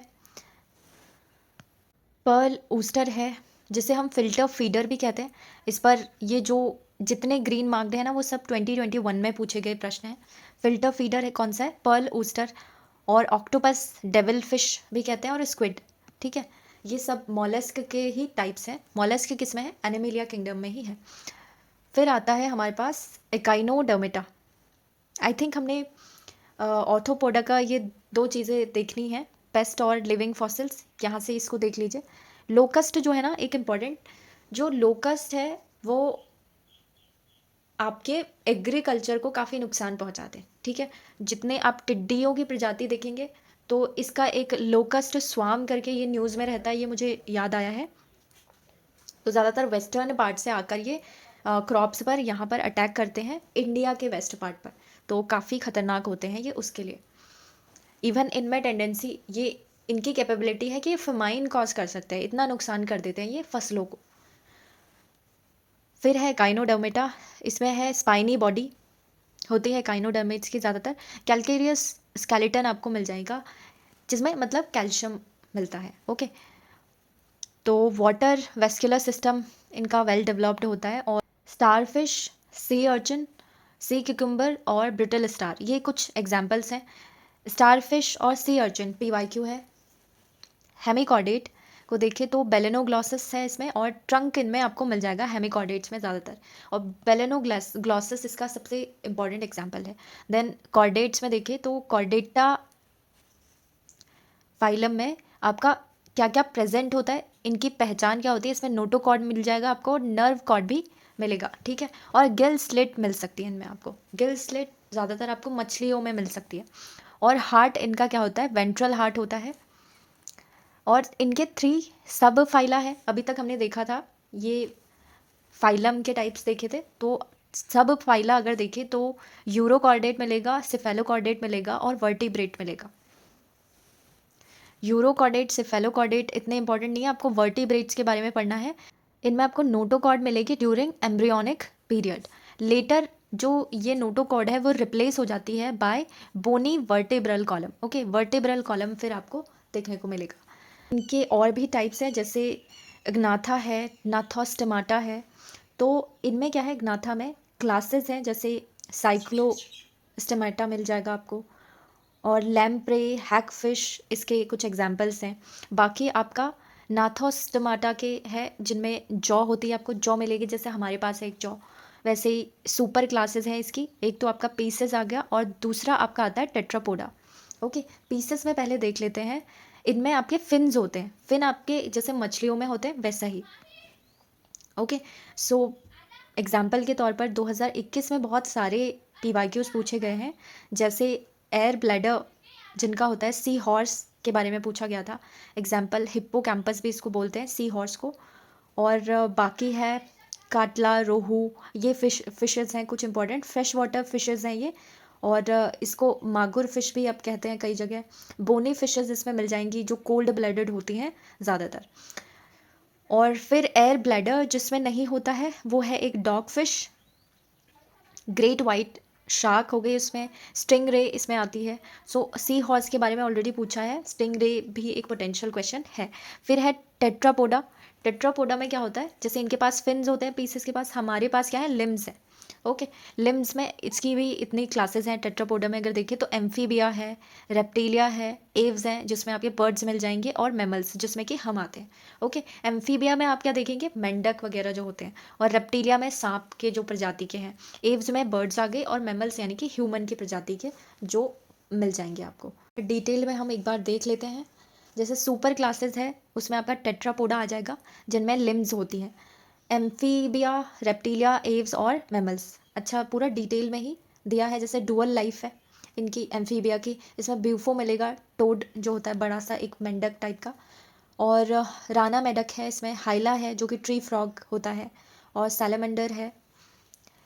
और फिर रेप्टिलिया में देखें तो इनके कोई भी एक्सटर्नल ईयर ओपनिंग्स आपको नहीं मिलेंगी, जैसे सांप की होती है, कभी देखा नहीं होगा आपके ने सांप के कानों को। फिर क्रोकोडाइल्स है इसमें एग्जाम्पल के तौर पर, ट्री लिजर्ड हैं, कमीलियन हो गया, देन सिलोन हो गया जैसे कछुआ टर्टल की प्रजाति का, ठीक है। टॉर्टोइज हो गया, टेस्टुडा इसका एग्जाम्पल है। ये जो टर्टल और टॉर्टोइज है ना थोड़ा अलग होते हैं।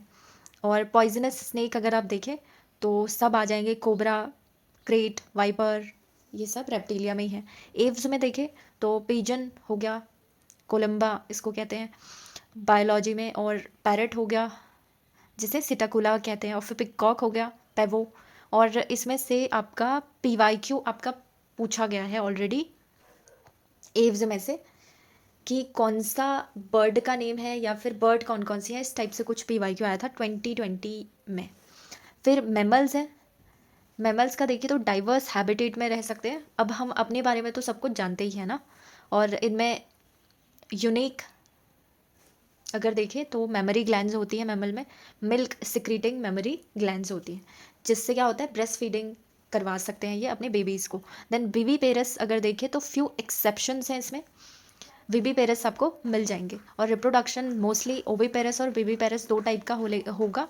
और ओवी पेरस में आप प्लेटिपस एनिमल्स देखेंगे, और विवी पेरस में डायरेक्ट बेबी जिनके बॉर्न हो जाते हैं, मोस्टली ऑल ये टाइप के होते हैं विवी पेरस टाइप के। और जो कॉमन डॉल्फिन है वो भी विविपेरस है, ये याद रखना है, दिस इज़ इंपॉर्टेंट, ये पीवाईक्यू है। और डेल्फिनस भी आप इसे कहते हैं, और ब्लू व्हेल ये भी विविपेरस है, यानी मैमल हैं ये सारे। डॉल्फिन ज़्यादातर लोग कंफ्यूज करते हैं कि ये मछली तो नहीं है, तो मछली नहीं है, डॉल्फिन्स क्या आती है, मैमल्स में आती है। ओके, और एनिमिलिया में मल्टी सेलुलर टिश्यू ऑर्गेन, और ऑर्गेन सिस्टम का अगर टाइप भी देखना है तो किस तरीके से बॉडी ऑर्गेनाइज्ड है ये यहाँ पर डिटेल में दिया हुआ है। एक बार देख लेते हैं, अगर आप 12th या फिर उसकी तैयारी कर रहे हैं, या फिर अपने छोटे भाई बहनों को जो 12th का चैप्टर समझने में याद करने में दिक्कत आती है, तो इससे आप रेफ़र कर सकते हैं। जैसे सिमिट्री है तो रेडिकल सिमिट्री हो सकती है और बाईलेटरल सिमिट्री हो सकती है। और बॉडी कैविटी और सीलोम के हिसाब से देखें तो इतने टाइप से ये डिवाइडेड है। इसमें आपका आ जाएगा असीलोमेटा और असीलोमेट्स इसमें है टाइप, और विद फॉल्स सीलोम मिलेगा और ट्रू सीलोम भी मिल सकता है अगर बाइलेटरल की बात करें। अब रेडिकल में देखिए तो सीलेंट्रेटा मिलेगा आपको, और टीनोफोरा मिल जाएगा फाइलम। सीलेंट्रेटा में निडेरिया आपको मिलेगा। ये जो निडेरिया है ऑलरेडी 2021 में पूछा गया है पीवाईक्यू, इवन उसी के लिए भी इम्पॉर्टेंट है जीएस के लिए। निडेरिया ऑप्शन में था। टू बेसिक बॉडी हो सकती है, पॉलिप और मेडुसा, ठीक है। इसलिए इम्पॉर्टेंट है ना ये क्योंकि कोरल्स के बारे में बहुत कुछ पूछा जाता है। कोरल्स भी इसका एग्जाम्पल है, किसका, निडेरिया का। और सी एनिमोन ये भी पूछा गया है, सी एनिमोन को एडेम्शिया आप कह सकते हैं, और सी फैन भी इसमें एक एग्जाम्पल है। सी पैन और jelly fish, this is important, ये सभी आपका निडेरिया से 2000 2021 में पूछा गया था। निडेरिया, डायनोफ्लैजिलेट, एल्गी और सिम्बायोटिक रिलेशनशिप के बारे में क्वेश्चन था। देन टीनोफोरा की बात करें तो सी वॉलनट्स मिल जाएंगे और एक्सक्लूसिवली ये मेराइन होते हैं टीनोफोरा जो फाइलम हमारे पास है। और बायोल्यूमिनेसेंस इसमें मिलेगा आपको। बायोल्यूमिनेसेंस का मतलब क्या होता है, जब भी जैसे आपने जुगनू को चमकते हुए देखा है, वैसे ही आपको टीनोफोरा के जो ऑर्गेनिजम्स हैं वो चमकते हुए दिखेंगे। और इनमें सेपरेट सेक्सेस नहीं होते हैं। और रिप्रोडक्शन आप देखें तो ओनली सेक्सुअल रिप्रोडक्शन होता है। और सीलोमेट्स की देखें तो प्लेटीहेल्मिन्थीज है इसमें। प्लेटीहेल्मिन्थीज में अभी जो बाइलेटरल जिनका ऑर्गेन सिस्टम है ना वो देख रहे हैं। तो प्लेटीहेल्मिन्थीज में फ्लैट वॉर्म्स मिलेंगे, पैरासिटिक फॉर्म्स जैसे हुक्स हो गया, सक्कर्स हो गए जो कि आपका ब्लड सक कर लेते हैं, जैसे टैपवॉर्म हो गया, लिवर फ्लूक हो गया, ठीक है। फैसियोला जिसको कहते हैं, प्लेनेरिया हाई रीजनरेशन कैपेसिटी होती है प्लेनेरिया की, तो ये प्लेटीहेल्मिन्थीज में है। बाकी विद फॉल्स सीलोम कौन कौन से होते हैं, वो होते हैं एस्केलेमेंथीस और राउंड वॉर्म्स इसमें आते हैं। राउंड वॉर्म जिसे हम एस्कैरिस भी बोलते हैं, हुक वॉर्म भी आ जाता है इसमें, और फाइलेरिया वॉर्म इसी में ही आएगा। ये सारे ज़्यादातर पैरासाइट्स का भी काम करते हैं। और ट्रू सीलोम की बात करें तो एनालीड इसमें आएंगे, टू मैमल सब ट्रू सीलोम वाले हमने ऊपर अभी देखे थे। So this is important about phylum. देखें तो level of organisation animal kingdom का, तो सेलुलर रहता है ओनली पॉरीफेरा, और टिश्यू लेवल का निडेरिया और टीनोफोरा होते हैं दोनों। ऑर्गेन सिस्टम बाकी सभी एनिमलिया किंगडम के जितने होंगे। ये शॉर्ट में इसलिए दे दिया है ताकि याद रहे, मेमोरी का जो आप कहें फ्लैश कार्ड टाइप का आप इसे देख सकते हैं। सिमेट्री इन सीलोमेट्स कैसी रहती है, रेडियल ओनली एकाइनोडर्मेटा रेडियल वाले रहेंगे, बाकी सब बाइलेटरल रहते हैं। और सेगमेंटेशन देखें तो इन ऑल फाइलम्स आपको मिल जाएगा। प्रेजेंट होता है सिर्फ एनालीड, ऑर्थोपोड और कॉर्डेटा में, एब्सेंट होता है बाकी सब में सेगमेंटेशन, ठीक है। यहाँ पर सेगमेंटेशन सभी फाइलम्स की बात कर रहे हैं, ओके। तो उनमें से इनमें प्रेजेंट होता है बट सभी फाइलम में से बाकी सब में नहीं होता। देन कंप्लीट डाइजेस्टिव सिस्टम की बात करें तो ऑल सीलोमेट्स में आपको मिलेगा कंप्लीट डाइजेस्टिव सिस्टम।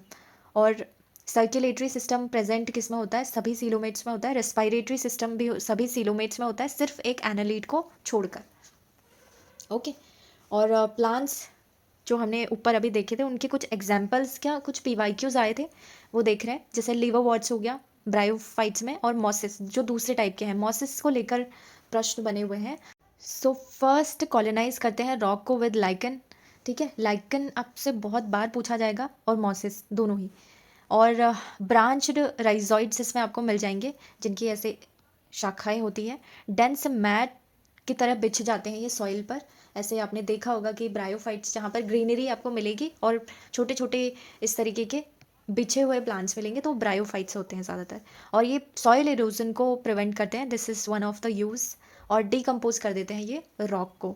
और एग्जाम्पल देखें तो फ्यूनेरिया है, इसमें पॉलीट्राइकम है, और स्फेगनम है। स्फेगनम इज़ इम्पॉर्टेंट, ये प्रोवाइड करते हैं पीट फॉर बायोफ्यूल्स के लिए ये यूज़ किया जाता है, ओके। सो बायोफ्यूल्स एक हॉट टॉपिक है, न्यूज़ में आप देखते होंगे कि कैसे हम रिन्यूएबल एनर्जी को आगे लेके जाएं, तो उसके लिए इम्पॉर्टेंट है। तो एग्जांपल जब टेक्नोलॉजी में आप देते हैं ना तो इस तरीके के दे सकते हैं कि स्फेगनम जो एक इम्पॉर्टेंट ब्रायोफाइट है उसको, उसका प्रोडक्शन हमें करना होगा, हाई लेवल पर करना होगा, उसके लिए टेक्नोलॉजी डेवलपमेंट करना है। देन पैकिंग मटेरियल्स में यूज़ होता है ये, as capacity to hold water इसकी अच्छी है। फिर टेरिडोफाइट्स देखें तो स्मॉल लीव्स के साथ में जो हैं उनके एग्जाम्पल है सिलेजिनेला और इक्विसेटम। और इक्विसेटम का अगर देखें तो राइजोम इसमें आ जाएगा, नोड भी इसमें है। टेरिडोफाइट्स के एग्जाम्पल है ये, राइजोम सबसे इंपॉर्टेंट है इसमें। लार्ज लीव्स की देखें तो फर्न्स इसमें आ जाते हैं। फर्न्स आर रियली इंपॉर्टेंट, कभी भी आप पीवाईक्यू में इसको एज इट इज़ देखेंगे। और साल्विनिया, ये सब इनके लीव्स क्या होते हैं, बड़े बड़े होते हैं। बाकी प्लांट में पॉलिनेशन की बात करें तो जिम्नोस्पर्म, पॉलिनेशन के बेस पर जिम्नोस्पर्म और एंजियोस्पर्म दो हैं क्लासिफिकेशन। इसमें नेकेड सीड्स मिल जाएंगे, ओव्यूल्स मिलेंगे इसमें जिम्नोस्पर्म्स में, और इसमें ओवरी वॉल नहीं होती है लेकिन, ओके। जो मेन डिफरेंस है ना, अगर कोई सिंपल टाइप का क्वेश्चन बनेगा बेसिक तो इस तरीके का बन सकता है। Then unlike bryophytes and pteridophyte, इसमें जिम्नोस्पर्म में male and female gametophytes do not have an independent free living existence, यानी फ्री लिविंग एग्जिस्टेंस नहीं है, जो कि ब्राइडोफाइट और टेरिडोफाइट में आपको देखने को मिलेगा। ट्रीज एंड श्रब्स जितने होते हैं वो आप एज एग्जाम्पल जिम्नोस्पर्म में देख सकते हैं। ज़्यादातर श्रब्स है ना, उसके लिए आप जिम्नोस्पर्म याद रखिए। एग्जाम्पल देखिए तो टैप रूट्स की बात करें तो इनमें मिलेगी आपको रूट्स का ये टैप रूट वाला फॉर्म। और पाइनस इज इम्पॉर्टेंट, PYQ है। पाइनस विद फंगस माइकोराइजा बनाता है कि एक सिम्बायोटिक रिलेशनशिप आपको मिल जाएगा यहाँ पर। माइकोराइजा हमने देखा था ना, सिम्बायोटिक रिलेशनशिप का इंपॉर्टेंट एग्जाम्पल है। मेल और फीमेल इसमें सेम ट्री में मिल जाते हैं पाइनस में आपको। Pinus is really important for exams. और साइकस की बात करें तो जिम्नोस्पर्म है, और इसमें आपको कोरेलॉइड रूट्स मिलेंगी साइकस में विद गाइनोबैक्टीरिया, और ये नाइट्रोजन फिक्सिंग गाइनोबैक्टीरिया है। Okay, cycas is important for this purpose. और सेट्रस मिलेगा। कॉनिफर्स जितने ट्रीज होते हैं वो जिम्नोस्पर्म का इंपॉर्टेंट पार्ट है। Conifers are really important. Then angiosperms की बात करें तो फ्लावरिंग प्लांट्स इसमें मिलेंगे आपको ज़्यादातर। और सीड्स जो हैं इनके अंदर मिलेंगे। फ्रूट्स जैसे होते हैं उनके अंदर सीड्स मिलते हैं ना, वही ये सब एंजियोस्पर्म का पार्ट हो गया। और हैबिटेट की देखिए तो एक्सेप्शनली वाइड रेंज है, यानी जहाँ देखो आप मिल सकते हैं आपको एंजियोस्पर्म्स। और एग्जांपल अगर स्मॉलेस्ट एंजियोस्पर्म की बात करें तो वोल्फिया है, ठीक है। और टॉलेस्ट एंजियोस्पर्म की बात करें तो यूकेलिप्टस है, ठीक है। यूकेलिप्टस का ट्री आपने देखा भी होगा। और दो क्लासेस इसकी हैं, सीड के बेस पर हम इन्हें बांट सकते हैं, जैसे मोनोकॉटलीडॉन्स हो गए और डाइकॉटलीडॉन्स हो गए। और यूनिकनेस अगर देखें तो डबल फर्टिलाइजेशन इसमें मिल सकता है, 2 फ्यूजन्स पर जो बेस्ड होता है। आपको एज इट इज़ ये कुछ कीवर्ड्स हैं, अगर बनेगा क्वेश्चन तो इनसे ज़्यादा कुछ नहीं बनेगा। अब जो हमारा टॉपिक है ना, जिस पर हमारा क्वेश्चन बना हुआ था, वो है वायरसेस, वायरॉइड्स और प्रायॉन्स और लाइकेंस के बारे में। ये जो प्रियॉन्स हैं वो क्या कॉज करते हैं, न्यूरोजेनरेटिव डिसीजेज आपकी कॉज कर देते हैं। तो सबके बारे में एक एक बार हम जान लेते हैं। ऑल, इन चारों में से सभी की बात करें, ऑल आर असेलुलर ऑर्गेनिजम्स, यानी कि नॉन सेलुलर ऑर्गेनिजम्स होते हैं एक्सेप्ट लाइकेन। लाइकेन आपका सेलुलर ऑर्गेनिज्म है इन चारों में से। ओके, देन वायरसेस के कैरेक्टरिस्टिक्स क्या क्या होते हैं। दिमित्री इवानोवस्की ने क्या बताया था कि ये ट्रूली लिविंग ऑर्गेनिजम्स नहीं होते हैं वायरसेस, ओके। और नॉन सेलुलर ऑर्गेनिजम्स हैं ये। इनर्ट क्रिस्टलाइन स्ट्रक्चर इनका होता है आउटसाइड लिविंग सेल और होस्ट, यानी अगर होस्ट के अंदर ये नहीं है तो ये इनर्ट होते हैं, ठीक है। कोई एक्टिविटी ये नहीं कर सकते। जैसे आपने कोविड-19 का वायरस देखा होगा, तो कोविड-19 का वायरस हम कहते थे कि जब तक आपका टेबल पर है तो वो कुछ टाइम तक ही रह पाता है। क्यों रह पाता है? क्योंकि वो होस्ट सेल के विदाउट इतना एक्टिव नहीं रह सकता, और ज़्यादा टाइम जब होता है तो वो खुद ही ख़त्म हो जाता है। देन ऑब्लिगेट पैरासाइट्स अगर देखें तो इन्हें कह सकते हैं वायरस का इंपॉर्टेंट एक कैरेक्टरिस्टिक है। और जेनेटिक मटीरियल इधर DNA और RNA हो सकता है इसमें, ठीक है। जेनेटिक मटेरियल पर काफ़ी PYQs बने हुए हैं और बनते भी हैं। No virus contain both RNA और DNA। ध्यान रखना है, अगर जेनेटिक मटेरियल वायरसेस में जो प्रेजेंट होते हैं उनमें या तो DNA होगा या फिर RNA हो सकता है। DNA means deoxy ribo nucleic acid, और इसका क्या है, राइबो न्यूक्लिक एसिड। तो दोनों में से एक होगा, लेकिन दोनों एक साथ में एक ही वायरस में नहीं होंगे।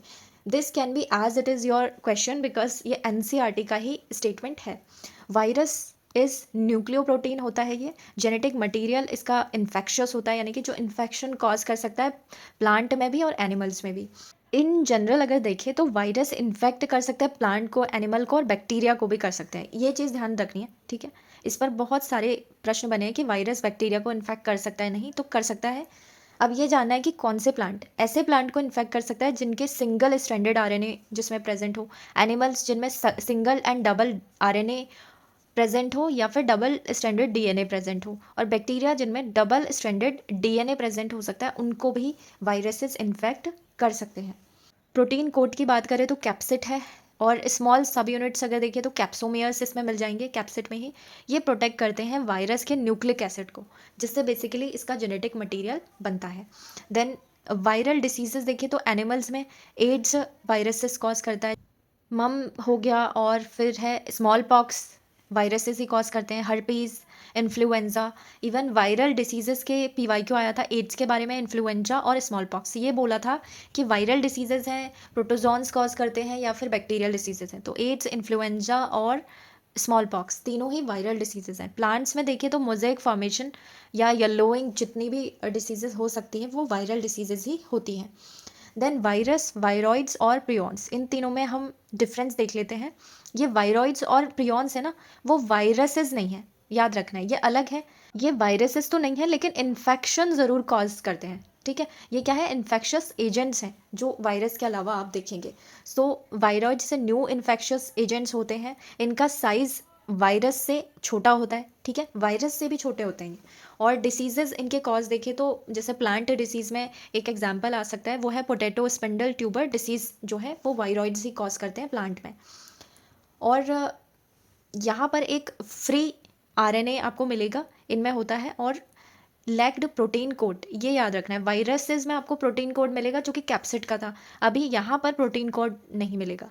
और लो मॉलिक्यूलर वेट इनका होता है, जैसे आपने देखा होगा कि ये वायरसेस से ऑलरेडी छोटे हैं। वायरस का एक याद रखना है कि इसमें कि इनका जो जेनेटिक मटेरियल है वो इधर आरएनए हो सकता है, डीएनए हो सकता है, लेकिन साथ में दोनों नहीं होंगे, डीएनए और आरएनए साथ में नहीं हो सकते एक ही वायरस में।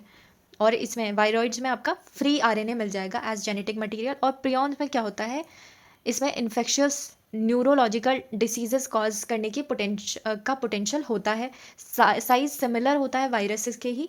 जैसे डिसीजेस देखिए तो मैड काउ डिसीज़ जो कैटल में होती है, एनिमल्स में, और सीआर जैकब डिसीज़ जो है वो आपके ह्यूमंस में भी हो सकती है। तो अदर इन्फेक्शियस एजेंट्स हैं कौन से, वायरॉइड्स एंड प्रियॉन्स।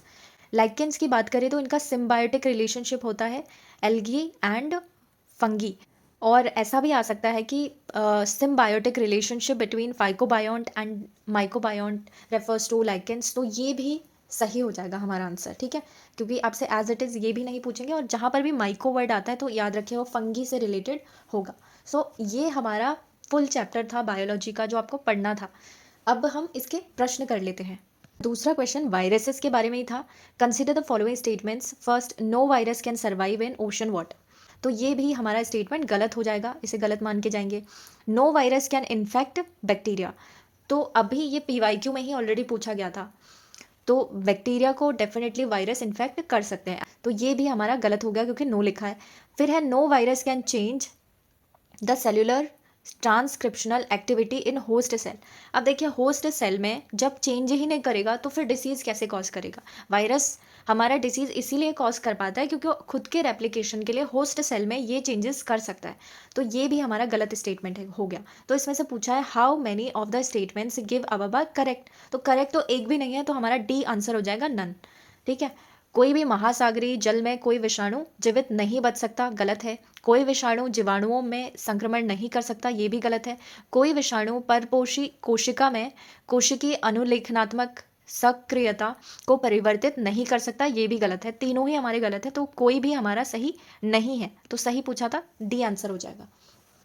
अब थोड़ा और जान लेते हैं। जैसे स्टेटमेंट 1 है, मराइन इकोसिस्टम में अगर आप देखेंगे तो बिलियन ऑफ वायरसेस पर लीटर ऑफ सी वाटर में आपको मिलेगा। अब आप जैसे कंसेप्चुअल बेसिस पे भी जाएं या फिर वैसे भी सोचें तो हमने इतनी रिसर्च की नहीं है कोने कोने की। अगर हमें वैसे नहीं भी पता था कि वायरसेस इतने सारे होते हैं ऑलरेडी, तो वैसे भी हम थोड़ा सा सोच सकते थे कि नहीं कह सकते उस एब्सोल्यूट स्टेटमेंट को हम सही।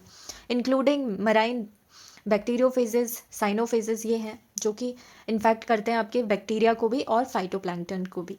और these viruses play important role in nutrient cycling, carbon flux regulation. तो हमारा पहला इनकरेक्ट हो गया, वायरसेस इन्फेक्ट कर सकते हैं बैक्टीरिया को, नोन एज बैक्टीरियोफेजेस या फिर phages. They are considered most abundant biological entities on the earth. सबसे ज़्यादा यही होते हैं, soil, fresh water, marine ecosystem, animal intestine, सब जगह आपको मिल जाएगा। एग्जाम्पल T4 बैक्टीरियोफेज इन्फेक्ट करता है इकोलाई को। दिस इज इंपॉर्टेंट एग्जाम्पल जो एज इट इज़ आपका स्टेटमेंट बन सकता है कि टी बैक्टीरियोफेज इन्फेक्ट करता है इकोलाई को। Bacteriophages are also explored in phage therapy as an alternative to antibiotics. So statement 2 भी incorrect हो गया। थर्ड अगर देखें तो viruses can modify host cell transcription mechanisms in favour their own replication, अपने खुद के रेप्लिकेशन यानी कि खुद सर्वाइवल के लिए कर सकते हैं. दे में suppress host RNA synthesis, redirect cellular resources towards viral gene expressions. ठीक है, एग्जाम्पल के तौर पर देखिए तो HIV टेट प्रोटीन एनहांस करती है ट्रांसक्रिप्शन ऑफ वायरल आरएनए को. हर्पीस सिम्प्लेक्स वायरस देखिए तो ये सप्रेस कर देता है host transcription to promote viral genes. तो स्टेटमेंट थर्ड भी हमारा क्या है, गलत है. टाइप्स ऑफ वायरसेस हैं यहाँ पर, ऐसे दिखते हैं ये.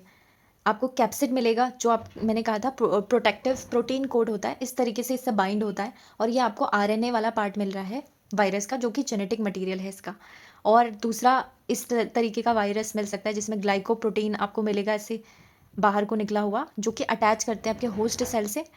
और कैप्सिड भी है इसमें, और इसका जो मटेरियल है जेनेटिक वो डीएनए वाला है. तो किसी में आरएनए मिलेगा, किसी में डीएनए मिलेगा. किसी में भी आप ये नहीं देखेंगे आरएनए और डीएनए साथ में है. ओके, इसमें आरएनए है तो डीएनए नहीं है, इसमें डीएनए है तो आरएनए नहीं है. तो ऐसे भी टाइप के हो सकते हैं. जैसे कोरोना वायरस था ना, तो वो इस तरीके का दिखता था. जो गोल शेप है कोरोना वायरस का वो इस तरीके से है. ये स्पिंडल्स हैं जो कि होस्ट सेल से आपके अटैच करते थे और डिसीज कॉज करते थे. और इस तरीके का आपको वायरस दिखेगा अलग टाइप का. तो हेलिकल वायरसेस भी हो सकते हैं, पॉलीहेड्रल हो सकते हैं, स्फेरिकल वायरसेस जो कि कोरोना है, और कॉम्प्लेक्स वायरसेस भी मिल जाएंगे लाइक बैक्टीरियोफेज. ध्यान रखना है जो ये बैक्टीरियोफेज है ना, ये एक वायरस है. इसमें बैक्टीरियो बोला है, लेकिन ये बैक्टीरियोफेज इसलिए बोला है इसको क्योंकि ये बैक्टीरिया में इन्फेक्शन कॉज करता है.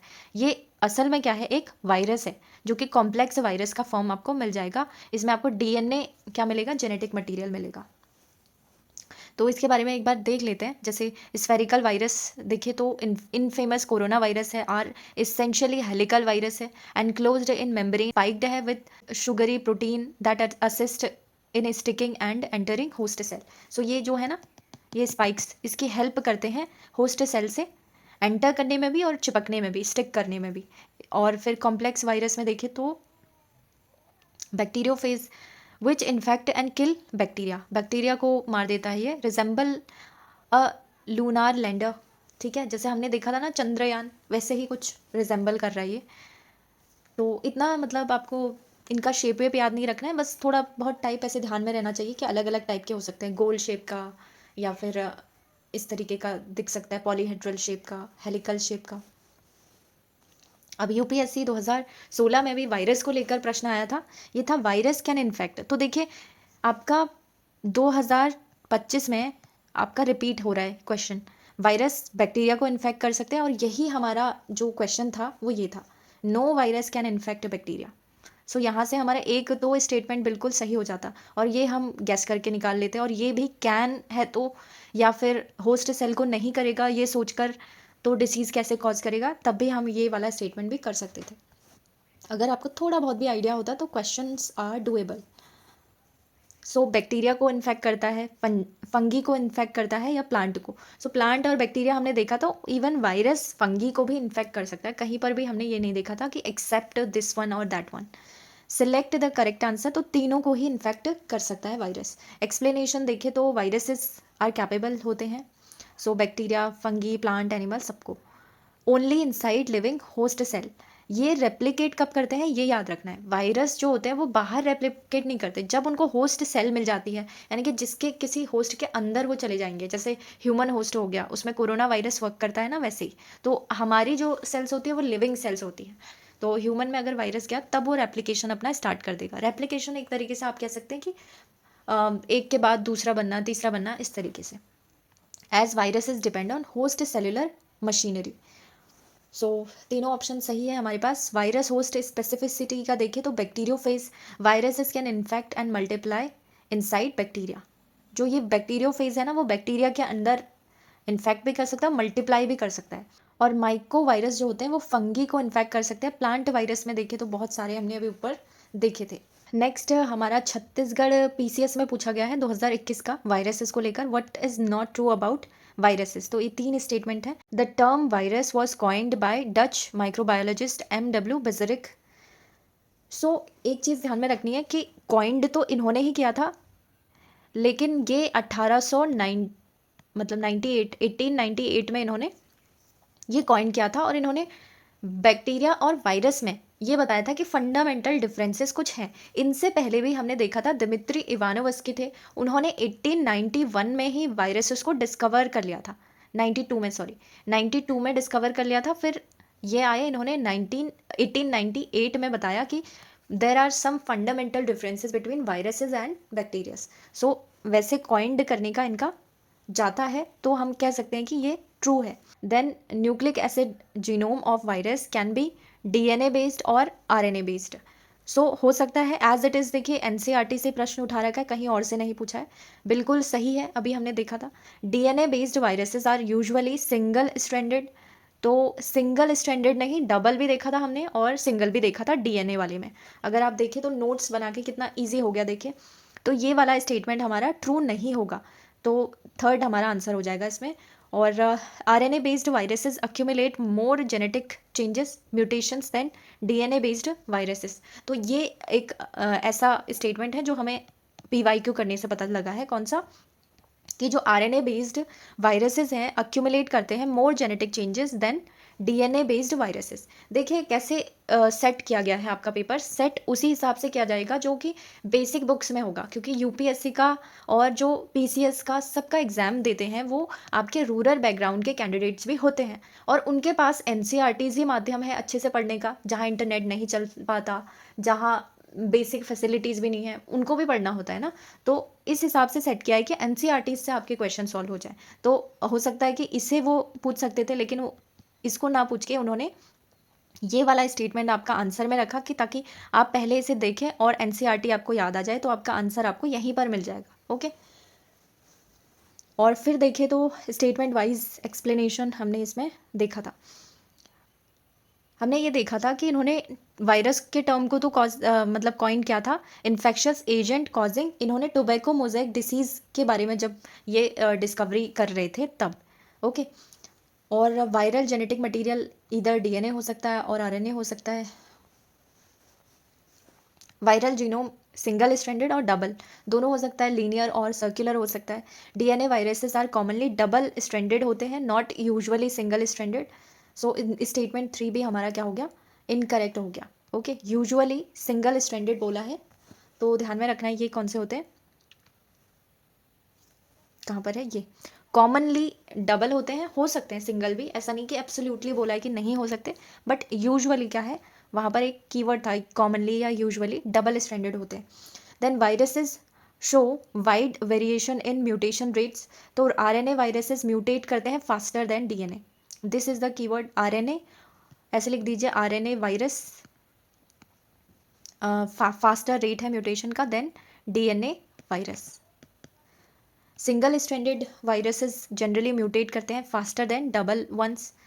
ये अब अगले उसमें पूछा जा सकता है सीजीपीएससी में, अगर आप दे रहे हो, क्योंकि यहाँ से ऑलरेडी उन्होंने एक क्वेश्चन पिक किया है।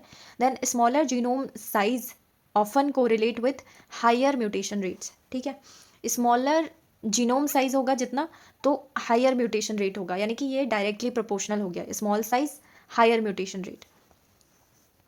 सो option 3 will be are correct answer, which is not correct. UPSC 2021 में पूछा गया था, consider the following bacteria, fungi और वायरस, तीनों के बारे में। देखिए रिपीटेडली क्वेश्चन बना हुआ है, विच of the above can be cultured in artificial and synthetic medium. So artificial और सिंथेटिक मीडियम में कौन कल्चर किया जा सकता है या फिर बनाया जा सकता है, तो हमें इनमें से बताना है, चूज़ करना है। बैक्टीरिया किया जा सकता है, फंगी भी किया जा सकता है, लेकिन वायरस हमारा नहीं किया जा सकता कल्चरली, सॉरी कल्चर्ड नहीं किया जा सकता आर्टिफिशियल तौर पर।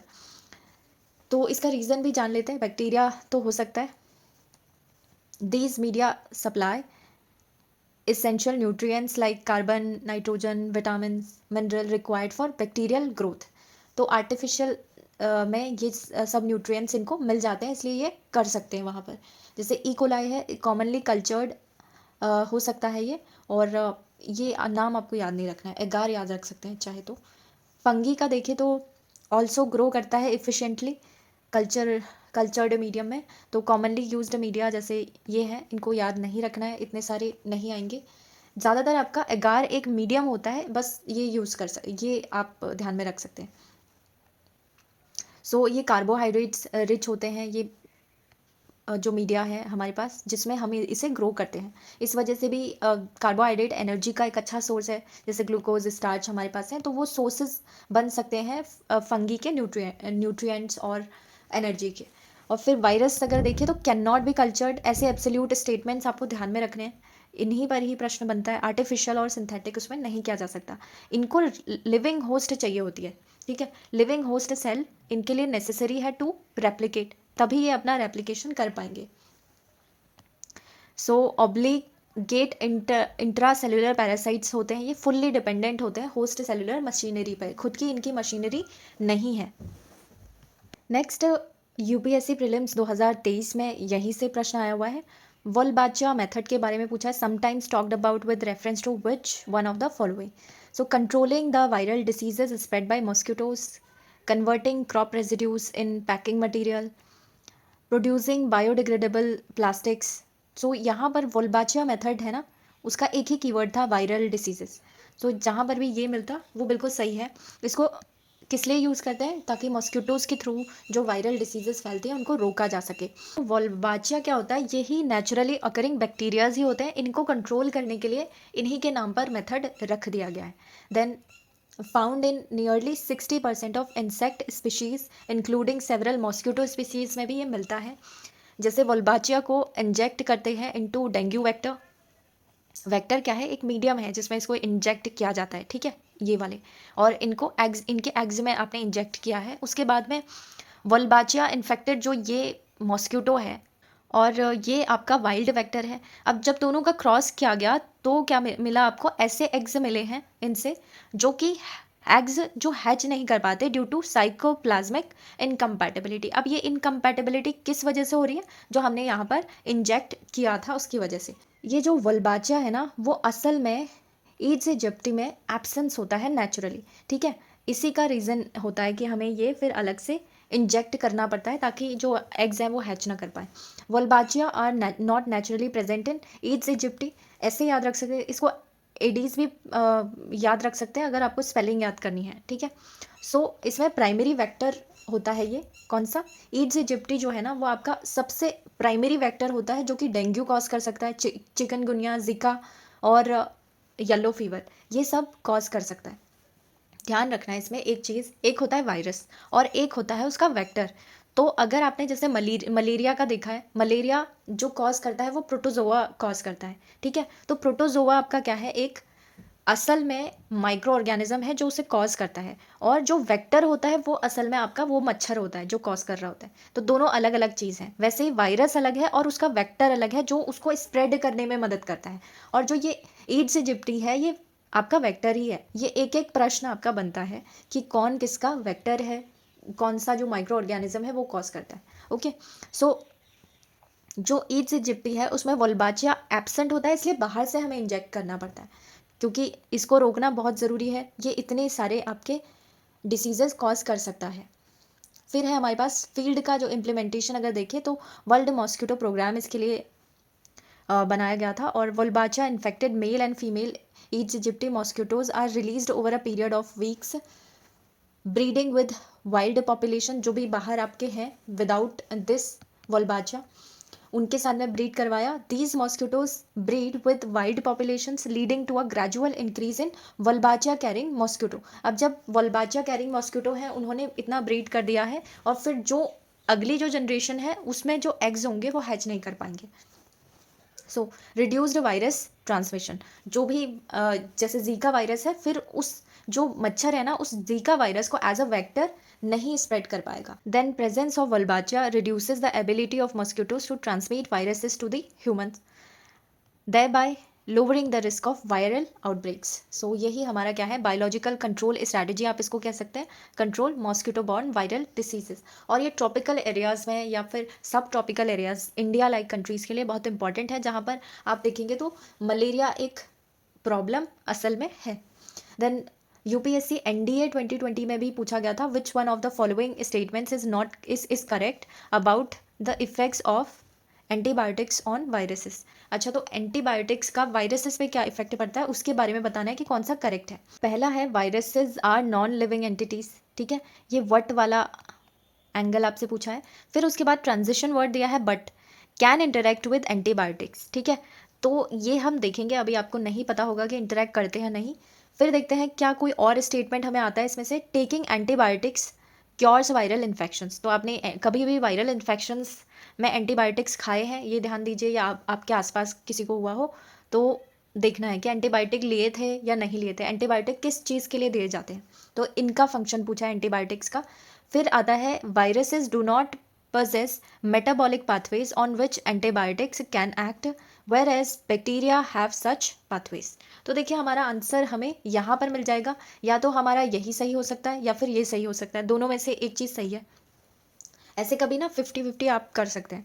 तो वायरसेस के पास अपना मेटाबॉलिक पाथवे नहीं होता, ये हमने देखा था। ऊपर भी कई बार बोला है कि इनके पास खुद का सिस्टम नहीं होता है, मशीनरी नहीं होती है, ये होस्ट के सेल सिस्टम पर, मशीनरी पर डिपेंड करते हैं।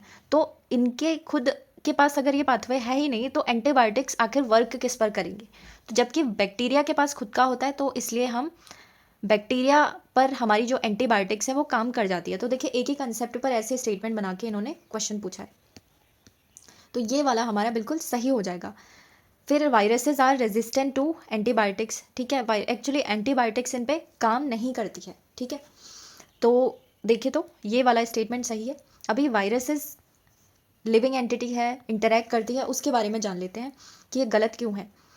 Virus is an acellular entity है, behave as non living particle outside the host body. But अगर आप ये होस्ट बॉडी में चले गए वायरसेस, फिर उसके बाद आप कहेंगे कि ये लिविंग की तरह ही काम करती है, क्योंकि ये होस्ट की एनर्जी को फिर यूज़ करती हैं, ठीक है। वायरसेस लैक करते हैं protoplasm which is the site of metabolic activities.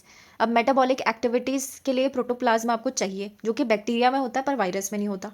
और जो एंटीबायोटिक्स हम लेते हैं, एंटीबायोटिक हमारे मेटाबॉलिक पाथवेज पर ही एक्ट करती है, present in living prokaryotic cells, जो कि बैक्टीरिया पर काम करती हैं। प्रोकैरियोटिक याद रखना है, बैक्टीरिया। तभी हम जब बैक्टीरियल इन्फेक्शंस होते हैं तो एंटीबायोटिक हमारे वहाँ पर काम कर जाती है। तो ये जो फंक्शन यहाँ पर पूछा था ना, वायरल डिसीजेज नहीं, अगर यहाँ पर बैक्टीरियल इन्फेक्शंस होता तो ये वाला स्टेटमेंट बिल्कुल करेक्ट हो जाता। Okay, such as cell wall synthesis और प्रोटीन सिंथेसिस इनके लिए है। Since viruses do not have independent metabolism, तो antibiotics are ineffective against them. Why antibiotics do not work on viruses? So viruses do not possess the cell wall, इनके पास खुद का cell wall नहीं है, that can be targeted by antibiotics. Antibiotics आपको आपके protoplasm को टारगेट कर सकती हैं, सेल वॉल को टारगेट कर सकती हैं, ठीक है। They are enclosed within a protective protein coat capsid होता है इनके पास।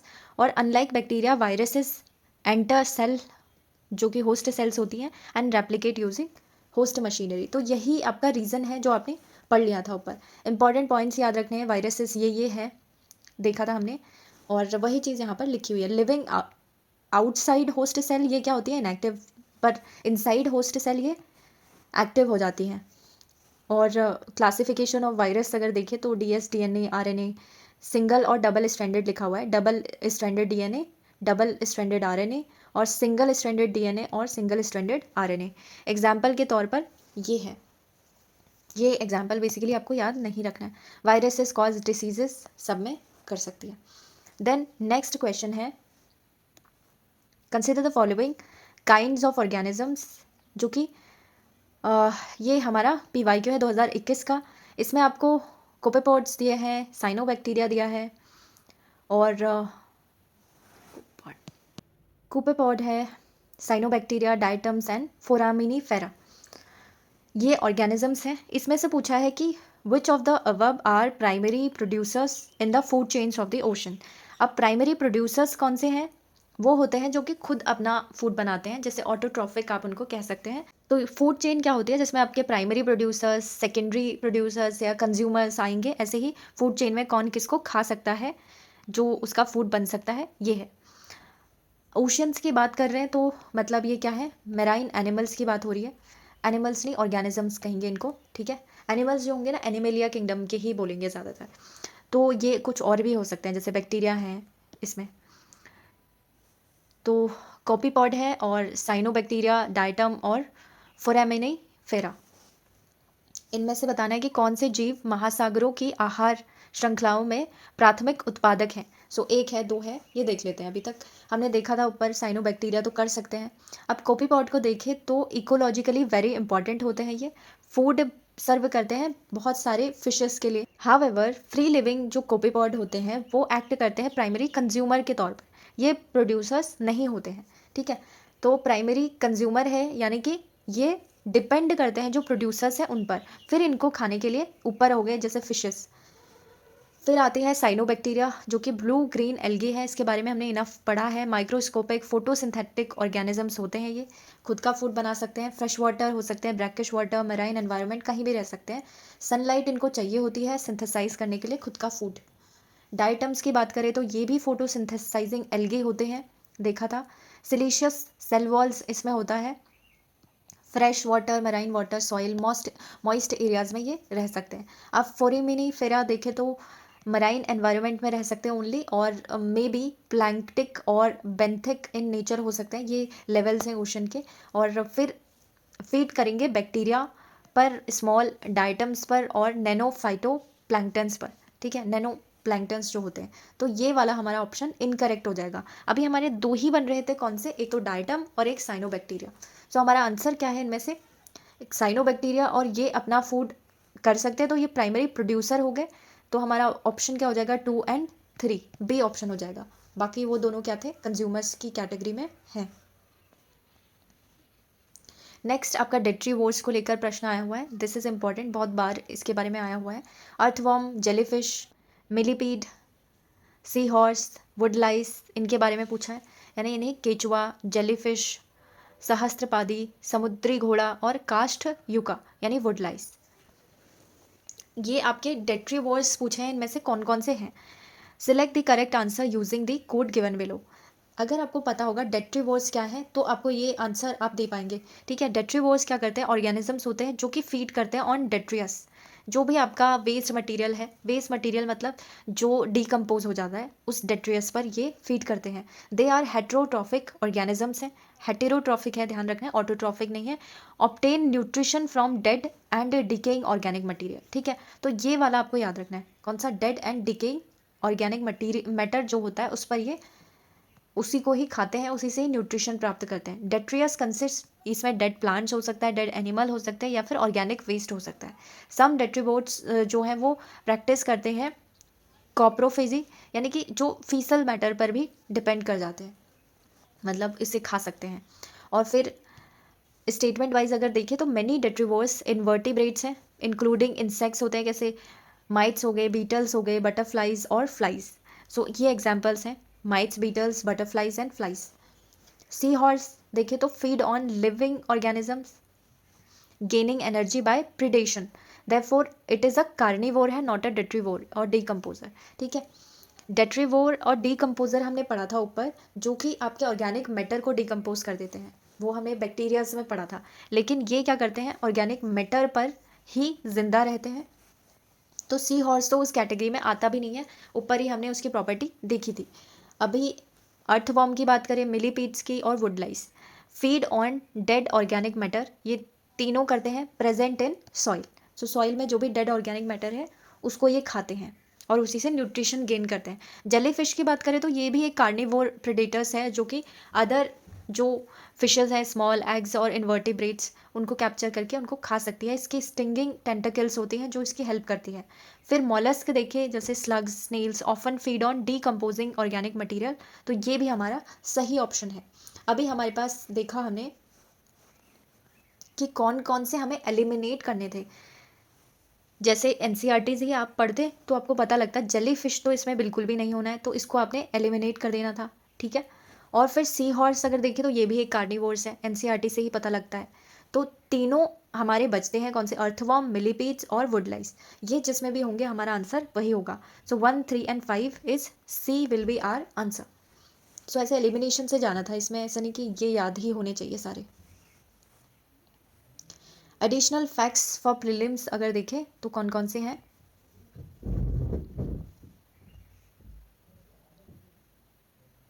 ये है, ये जो डेट्रीवोर्स होते हैं वो आपके न्यूट्रिएंट साइकिल के लिए काफ़ी इंपॉर्टेंट होते हैं, क्योंकि अगर आपका डेड मटेरियल डिके होगा उसका, तभी आपका साइकिल चल पाएगा, न्यूट्रिएंट्स बनेंगे, ठीक है। These are essential for biogeochemical cycle, चाहे वो कार्बन हो, nitrogen, phosphorus. Marine retrievers include करते हैं क्रस्टेशियंस, आपको मिल जाएंगे इसमें, क्रैब्स और लॉबस्टर्स भी हैं, और एकाइनोडर्म्स जैसे सी स्टार, सी क्यूकम्बर्स, ये है। अगली बार के लिए ये याद रखना है, क्रैब, लॉबस्टर, सी स्टार, सी क्यूकम्बर, ये सब इसमें आ जाएंगे। क्रस्टेशन और ये याद रहे ना रहे, लेकिन इनके नाम जो हम जनरली सुनते हैं सिंपल लैंग्वेज में, then these organisms live on or within the sea bed, sea bed क्या है, बेंथोस वाली लेवल, और are commonly called bottom feeders. ठीक है, बॉटम फीडर्स मतलब एक फिल्टर फीडर करके पूछा था, वो ऊस्टर के बारे में था। अभी ऐसे बॉटम फीडर्स इस तरीके से भी पूछ सकते हैं कीवर्ड्स। यूपीपीसीएस प्रीलिम्स 2025 का ही प्रश्न है अर्थवॉर्म के बारे में, with reference to this following statement is और आर करेक्ट पूछा है। तो अर्थवॉर्म्स इंप्रूव करते हैं सॉइल फर्टिलिटी को, नोन एज फार्मर्स फ्रेंड, ये तो हम कह सकते हैं क्योंकि अर्थवॉर्म आपका क्या करते हैं, सॉइल में आपके रहते हैं, और जहाँ भी ये जाते हैं तो ये होल क्रिएट करते हैं, वहाँ पे ऑक्सीजन अच्छे से जा सकती है, और जो न्यूट्रिएंट्स हैं वो ऐसे ही अच्छे से पहुँच पाते हैं इनकी वजह से। ठीक है, तो एक्टिविटी बढ़ने की वजह से फर्टिलिटी भी बढ़ जाती है, और फार्मर्स फ्रेंड इसलिए हम इन्हें कह सकते हैं। सो ये जो दूसरा हाफ है इसका, ये इसी के साथ में कोरिलेट करता है और इसी के ही कंटिन्यूएशन में चल रहा है, तो दोनों ही हम सही मान के चलेंगे। Then earthworm has 2 pairs of heart. अब दिस इज समथिंग जो कि बायोलॉजी का आपका पार्ट आ गया, जो स्टैंडर्ड बायोलॉजी है। लेट्स से आपको ये नहीं पता था, फिर भी आप स्टेज पर पहुंच गए कि या तो ये करेक्ट हो सकता है या फिर दोनों करेक्ट हो सकते हैं। ठीक है, तो नीदर वाला भी एलिमिनेट हो गया आपका, और ओनली 2 वाला भी एलिमिनेट हो गया, तो इन दोनों में से किसी एक को आपको टिक करना चाहिए। फिर भी हम जान लेते हैं कि 2 पेयर ऑफ हार्ट होता है या नहीं। Earthworms play a vital role in improving soil fertility, ये देखा था। अर्थवॉर्म कास्टिंग्स वर्मी कंपोस्ट जिसे कहते हैं एनरिच करता है soil with nutrients and help in soil structure stabilisation. Okay, और जो बोरोइंग एक्टिविटीज़ होती हैं, जो क्या करते हैं सॉइल में, जहाँ पर भी ये जाएंगे वहाँ पर सॉइल के ऑक्सीजन और वाटर इन्फिल्ट्रेशन में काफ़ी मदद करते हैं। फिर ड्यू टू दीज बेनिफिट्स हम इन्हें फार्मर्स फ्रेंड कह सकते हैं। और earthworm possess a closed circulatory system, circulatory मतलब हार्ट से रिलेटेड, ब्लड सर्कुलेशन की बात कर रहे हैं। Then they have a dorsal and ventral blood vessel connected by 5 pair of aortic arches which are commonly referred to as hearts. Earthworm do not have 2 pairs of heart. ठीक है, तो 2 pairs वाला हमारा बिल्कुल गलत हो गया। ज़्यादातर जब डेटा आता है ना ऐसे 2 पेयर 3 पेयर इस तरीके से, थोड़ा सा वहाँ पर अच्छे से उसको सोचना है। अगर आपको नहीं पता है तब आप थोड़ा सा, जब 50-50 वाले क्वेश्चंस हैं जिनमें आपने 2 आंसर्स एलिमिनेट कर दिए हैं, उनको बाद के लिए रखिए। फिर अगर आपके कम पड़ते हैं तब इनको फिर अटेम्प्ट करना है। हाँ, लेकिन 50 वाले जब 2 ऑप्शन आप एलिमिनेट कर देते हैं तो डेफिनेटली आपको उसे अटेम्प्ट ज़रूर करना चाहिए, क्योंकि नेगेटिव मार्किंग उतनी नहीं होती जितना आपका करेक्ट होने के चांसेस हैं आपकी 50%। Which one of the following is a filter feeder. So 2021 में ये पूछा था फिल्टर फीडर, हमने देखा था ऊस्टर की वहाँ पर बात चल रही थी, यानी कि कौन सा जीव निस्यंदक भोजी यानी फिल्टर फीडर है। सो सीप या फिर ऑयस्टर या फिर ऊस्टर आप कह सकते हैं। देन रोल ऑफ ऑयस्टर देखिए तो एक्वेटिक इकोसिस्टम में ये इफ़िशिएंटली रह सकते हैं। फिर ये क्या करते हैं, एक इम्पॉर्टेंट अगली बार के लिए याद रखना है, रिमूव करते हैं एक्सेस नाइट्रोजन को from water bodies by incorporating it into their shells और body tissues during growth. So excess nitrogen को ये खींच लेते हैं आपके वाटर बॉडीज से। वाई नाइट्रोजन कंट्रोल मैटर करता है हमारे लिए, नाइट्रोजन इसेंशियल न्यूट्रिएंट है for plants and animals. However excess nitrogen often from fertiliser run off और सेप्टिक टैंक्स से देखें तो leads to algal blooms, algal blooms भी अच्छे नहीं होते हैं। Algal overgrowth reduces dissolved oxygen levels और हार्म करती है एक्वेटिक लाइफ को। डिजॉल्व ऑक्सीजन लेवल अगर आपका कम होगा तो जो अदर ऑर्गेनिजम्स हैं, अदर प्लांट्स हैं जो ओशन में सर्वाइव कर रहे हैं, वो नहीं कर पाएंगे। सो ये एल्गल ब्लूम इतने ज़्यादा अच्छे भी नहीं होते। आपने एक ओशन यूट्रोफिकेशन का कंसेप्ट अगर पढ़ा है तो उसका ये इम्पॉर्टेंट एक पार्ट बनाता है। देन बायोलॉजी ऑफ ऑयस्टर्स देखिए तो ऑयस्टर्स आर बाइवाल्व मॉलस्क होते हैं, ये फीड करते हैं filtering plankton and organic particles from water. Water passes through their gills where fine food particles are trapped and consumed. So ये इतना इंपॉर्टेंट नहीं है, बस मॉलस्क है ये याद रखना है। हैबिटेट एंड स्ट्रक्चर भी इतना ज़्यादा कुछ इंपॉर्टेंट नहीं है, मराइन एनिमल है, इतना याद रखना है। फिल्टर फीडर का मतलब क्या है? एक ऑर्गेनिज्म होता है जो कि अपना फूड ऑब्टेन करता है bye filtering small suspended particles, ठीक है। सो जब भी देखें तो फिल्टर, जैसे वाटर फिल्टर होता है, हम जो इम्प्योरिटीज़ होती हैं, केमिकल इम्प्योरिटीज़, उन सबको दूर करने के लिए यूज़ करते हैं, तो वैसी स्मॉल सस्पेंडेड जो पार्टिकल्स हैं आपके, उनको फिल्टर करने का काम क्या करता है? ऑयस्टर करता है, या फिर कोई भी फिल्टर फीडर कर सकता है, सच एज जैसे plankton, organic matter from water. Final takeaway यही ध्यान में रखना है कि क्रिटिकल इकोलॉजिकल रोल है मेंटेनिंग वाटर क्वालिटी, एक्सेस जो नाइट्रोजन है उसको हटाकर। Next question, which of the following have species that can establish symbiotic relationship with other organisms। so symbiotic हमने पढ़ा था, यानी कि दोनों को ही फायदा होगा आपका, इधर भी फायदा हो रहा है, इधर भी, दोनों ने अपना जोड़ा बना रखा है, जोड़ा बना के काम कर रहे हैं। सो निडेरियंस हो गए, फंगी हो गया, प्रोटोजोआ हो गया, इनमें से बताना है कि जो कि अदर स्पीशीज़ के साथ में सिम्बायोटिक रिलेशनशिप बना सकते हैं, जिसे हम सहजीवी संबंध की बात करते हैं, तो कौन कौन से हैं? नाइडेरिया, कवक यानी कि फंगी, या फिर फंजाई, फंजाई भी बोल देते हैं इसको कई बार, और आदि जंतु, प्रोटोजोआ। नीचे दिए गए कूट में आपको बताना है। सिम्बायोटिक रिलेशनशिप की अगर हम बात करें ना, तो ये कई टाइप का होता है। वैसे ज़्यादातर हमारे माइंड में हमेशा दोनों को बेनिफिट हो रहा है इस हिसाब से आता है, लेकिन बहुत सारे तरीके से हो सकता है कि एक को नुकसान हो रहा हो, म्यूचुअलिज्म का टाइप हो सकता है, या फिर प्रेडेटिंग टाइप भी हो सकता है, तो वो भी हम देख लेते हैं। डिपेंड करेगा कि कौन से ऑर्गेनिज्म को फ़ायदा हो रहा है, कौन से ऑर्गेनिज्म को नुकसान हो रहा है, या दोनों को फ़ायदा हो रहा है। इसे सहजीवी संबंध के नाम से आप जान सकते हैं। तो हमें जीव बताने हैं जो कि ये रख सकते हैं किसी दूसरे जीव के साथ में, वो है नाइडेरिया, कवक, फंजाई भी बोलते हैं इसे कई बार, और वैसे हम फंगी भी सही है हमारे पास। आदि जंतु, प्रोटोजोआ, ये है। तो देख लेते हैं, वैसे तो तीनों ही हमारे निडेरियंस भी करते हैं, फंगी और प्रोटोजोआ हमने ऑलरेडी देखा था। सिम्बायोटिक रिलेशनशिप क्या है आपका? क्लोज इंटरेक्शन को बताता है बिटवीन टू डिसिमिलर ऑर्गेनिजम्स, दोनों सिमिलर नहीं होंगे, अलग अलग होंगे।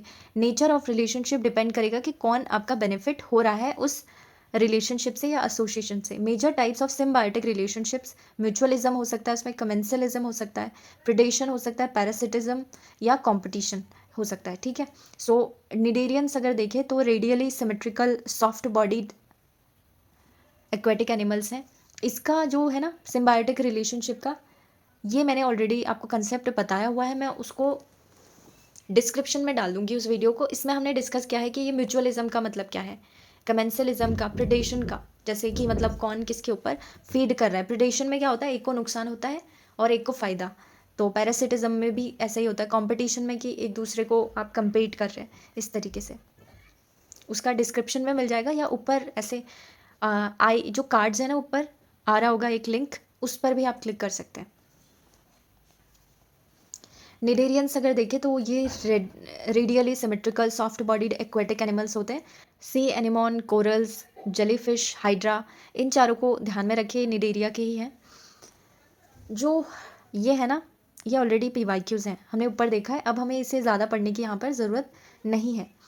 यहाँ अगली बार के लिए आ सकता है कि जो नाइडेरिया है वो म्यूचुअलिस्टिक सिम्बायोसिस किसके साथ में रखता है? डाइनोफ्लैजिलेट एल्गी के साथ में। म्यूचुअलिस्टिक मतलब कि दोनों को फ़ायदा हो रहा है, तो डाइनोफ्लैजिलेट एल्गी के साथ में ये रखते हैं। एल्गी इसे शेल्टर और न्यूट्रिएंट्स प्रोवाइड कराता है। होस्ट गेन फोटोसिंथेटिक प्रोडक्ट्स, यानी जो निडेरिया होता है वो उसको फोटोसिंथेटिक प्रोडक्ट्स मिल जाते हैं, जो इस पर ना सर्वाइव कर रहा होगा एल्गी, वो निडेरिया इसको क्या देता है? एक तरीके से शेल्टर देता है, रहने की जगह। और जो भी ये खाना वाना बनाता है वो, मतलब कौन बनाता है? एल्गी बनाता है, वो निडेरिया को दे देता है, तो दोनों का अच्छा चालू रहता है। देन फंगी को देखें तो यूकैरियोटिक ऑर्गेनिजम्स होते हैं, ये हमने देखा था ऑलरेडी इनके बारे में। So there is not something else to do more, but हाँ एक चीज़ याद रखना है, जो फंगी है वो सिम्बायोटिक रिलेशनशिप करते हैं, लेकिन कुछ पैरासिटिक भी होते हैं। तो ये देखना है, माइकोराइजा जो है वो फंगी और प्लांट रूट के बीच में एक ऐसा सिम्बायोटिक रिलेशनशिप है। लाइकेन्स जो है फंगी और साइनोबैक्टीरिया या फिर ग्रीन एल्गी का है। और प्रोटोजोआ जो है वो किसके साथ में करता है, ये ध्यान रखना है। म्यूचुअलिस्टिक एसोसिएशन इनका होता है बैक्टीरिया के साथ में, साइनोबैक्टीरिया के साथ में, एल्गी के साथ में भी हो सकता है। मल्टी सेलुलर ऑर्गेनिज्म जैसे ruminants, termites, would eating cockroaches, उन सब के साथ में भी कर सकते हैं ये, और प्लांट्स के साथ में भी इवन। सो हमारे पास तीनों ही बिल्कुल सही है। फिर है 2023 का प्रश्न आपके पास मशरूम्स को लेकर आया हुआ है। Some mushrooms have medicinal properties, some mushrooms have psychoactive properties. तो जब भी ऐसा कुछ सम सम आता है ना, तो थोड़ा ध्यान रखना है कि कुछ कर सकते हैं या नहीं। कहीं पे भी आपने एनसीईआरटीज में अगर नहीं पढ़ा है ना कि सारे मशरूम ऐसा करते हैं, सारे मशरूम ऐसा होता है, कोई भी एक्सेप्शन नहीं है, तब आप इन स्टेटमेंट्स को गलत कर सकते हैं। अदरवाइज आप इनको करेक्ट मान के चलिए, क्योंकि क्या पता कोई मशरूम करता भी हो मेडिसिनल प्रॉपर्टीज़। वैसे मेडिसिनल प्रॉपर्टीज़ होती हैं, तो लेकिन उसी कंसेप्ट से सोचेंगे ना कि क्या पता कोई मशरूम हमें डिस्कवर्ड ना हो और करता हो, साइको एक्टिव प्रॉपर्टीज़ उसके पास हो, ठीक है, इंसेक्टिसाइडल प्रॉपर्टीज़ हो, है ना। रिसर्च का जो डोमेन है काफ़ी वाइड है। अभी कई चीज़ें ऐसी हैं जो हमने फाउंड भी नहीं की है, जो हमें अभी तक मिली नहीं है मतलब। तो ये ऑप्शंस ऐसे हैं जिनको आप सही मान के चल सकते हैं। तो हमारे सारे ही सारे करेक्ट हैं ये, ठीक है। कुछ छत्रकों यानी मशरूमों में औषधीय गुण होते हैं, और कुछ छत्रकों में मन प्रभावी यानी कि साइको एक्टिव गुण भी होते हैं, और कीटनाशी गुण भी होते हैं, और संदीप्तिशील यानी कि बायो ल्यूमिनेसेंट गुण भी होते हैं। सभी चारों के चारों हमारे सही हो गए। Then consider the following statements. देखिए तो इसका नया नहीं है वो,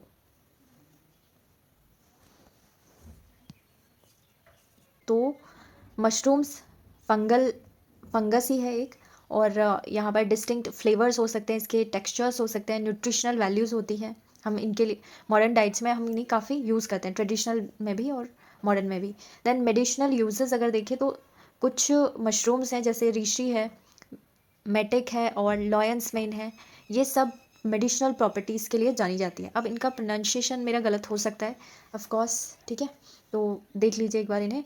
दीज इंक्लूड करते हैं immune boosting effects, anti inflammatory properties, antioxidant activities, ठीक है।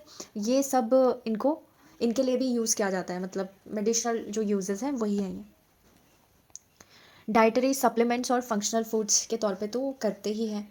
देन साइको एक्टिव प्रॉपर्टीज़ के लिए भी कुछ मशरूम्स होती हैं, जैसे सीलोसाइबिन मशरूम हो सकती है। इनके अब एग्जाम्पल ना आपको याद नहीं करने हैं, वैसे ऐसे कुछ एग्जाम्पल नहीं आएंगे, बट जान लीजिए कि हाँ कुछ होते हैं। इंसेक्टिसाइडल में भी नेचुरल इंसेक्ट रिपेलिंग होते हैं, इंसेक्ट किलिंग कंपाउंड्स भी हम इनसे बना सकते हैं, क्योंकि कुछ केमिकल्स होते हैं इनमें जो डिफेंसिव मैकेनिज्म बना सकते हैं अगेंस्ट इंसेक्ट्स, तो इसलिए भी ये इंपॉर्टेंट हो जाता है। Now we have next question. In the nature which of the following is और are most likely to be found surviving on a surface without soil. So जो सॉइल सरफेस के विदाउट आपका सर्वाइव कर सकते हैं उनके बारे में बताना है, यानी कि ऐसे कौन से जीव हैं जो मृदा विहीन सतह पर जीवित पाए जाने की सर्वाधिक संभावना रख सकते हैं, ठीक है। तो सिलेक्ट करना है आपको करेक्ट आंसर कि इन चारों में से कौन है। फर्न है, लाइकेन है, मॉस है, और छत्रक या फिर मशरूम है। तो देखिए रिपीटेड क्वेश्चन है सारे। इन चारों में से हमने मॉसिस को देखा था, एक बार हमने ब्रायोफाइट्स में पढ़ा था ना मॉसिस, तो ये तो हमारा बिल्कुल सही हो गया। और लाइकेन भी आपके होते हैं, ठीक है। बाकी फर्न और उसके बारे में हम पढ़ लेते हैं कि होते हैं या नहीं। तो वैसे 2 और 3 ही हमारा करेक्ट है आंसर। कौन सा, लाइकेन और मॉस, ये दोनों करेक्ट है। सी विल बी आर आंसर। अब बाकी 2 क्यों नहीं है वो देख लेते हैं। फर्न्स जो हैं वो इकोलॉजिकली एसोसिएटेड हैं विद शेडेड डैम फॉरेस्ट में मिल सकते हैं ये, और टेम्परेट और ट्रॉपिकल दोनों ही रीजन्स में मिल जाएंगे।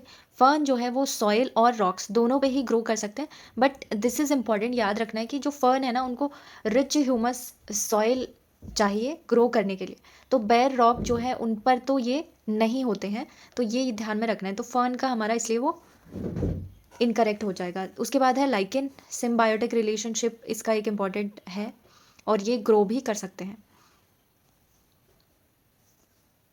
रॉक्स पे, वॉल्स पे, ट्री ट्रंक्स पे भी ग्रो कर सकते हैं। मॉसेस हमने ऑलरेडी देखा हुआ है।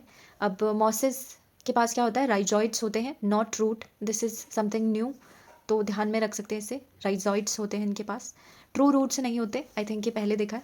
Then mushrooms umbrella shaped fruit bodies होती हैं ये, और सिम्बायोटिक रिलेशनशिप बनाती है ट्रीज के साथ में। Although they often appear in soil, their growth depend करती है कि जो मॉइस्ट कंडीशंस हैं वो हो, और सूटेबल एनवायरनमेंट हो, और सॉइल इनको चाहिए होती है ग्रो करने के लिए। ओके, सो इसलिए भी हमारा क्या हो जाएगा, इनकरेक्ट हो जाएगा। Next one, consider the following statements regarding the Indian squirrel. ये आपका फौना पार्ट से है। फौना मतलब जो एनवायरनमेंट का है उसमें भी आ जाता है, फ्लोरा और फौना, तो वहाँ से भी आप एनिमल के ऐसे कैरेक्टरिस्टिक्स, उनके बिहेवियर को पढ़ सकते हैं। Then they build, Indian squirrels की बात कर रहे हैं, नेस्ट बनाते हैं ये, मेकिंग बरो इन द ग्राउंड, यानी कि बिल बनाकर ये रहते हैं ग्राउंड में, भूमि के नीचे। They store the food material like nuts और सीड्स इन द ग्राउंड, अपने भोज्य पदार्थों को ये दृढ़ फलों, यानी जैसे नट हो गए, बीजों के रूप में भूमि के अंदर जमा करती हैं। और ये ओमनीवोरस होती हैं, यानी कि सर्वभक्षी होती हैं, लगभग सब कुछ खा सकती हैं। सो इसमें से अब स्टेटमेंट करेक्ट बताना है। इसमें लिखा है कि ये बिल खोद कर रहती हैं, तो ये तो बिल्कुल गलत है, हमको जनरली पता रहता है। अगर हम इससे एलिमिनेट कर दें तो देखते हैं कि कितने जाते हैं हमारे पास। ओनली वन इज़ ट्रू, तो हमारे सारे 3 तो गए, ठीक है, ये वाला हमारा कट गया।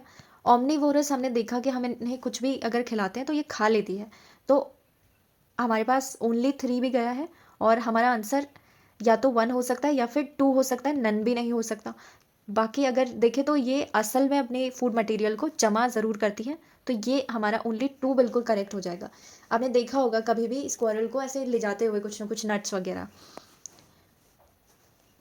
तो यहाँ पर क्या है, हमारे पास ट्री ब्रांचेस में रहती है। फूड स्टोरेज की बात करें तो अपने लिए ये स्कैर फूड पीरियड्स के लिए बचा के स्टोरेज करके रखती हैं, और फ्रूट्स खा सकती है, फ्लावर, फंगी भी खा सकती है इवन, और ओकेजनली इंसेक्ट्स और बर्ड्स के जो एग्स हैं उनको भी खा सकती हैं। डायरनल होती है और अजाइल होती हैं। इंडियन पाम स्क्वायरल जो है वो डायरनल होती है ज़्यादातर, एक्टिव रहती है डे के टाइम पर, और काफ़ी अच्छे अच्छे तरीके से ये ब्रांचेस को होल्ड कर सकती है, यानी अजाइल क्लाइंबर होती है ये। ओके, सो हमारा पहला स्टेटमेंट गलत था। So these are few questions जो हमने बायोलॉजी के इंपॉर्टेंट करे हैं। इसमें थोड़ा एनवायरनमेंट के एंगल से भी आप इस तरीके के क्वेश्चंस को देख सकते हैं फ्लोरा एंड फौना पढ़ने के लिए।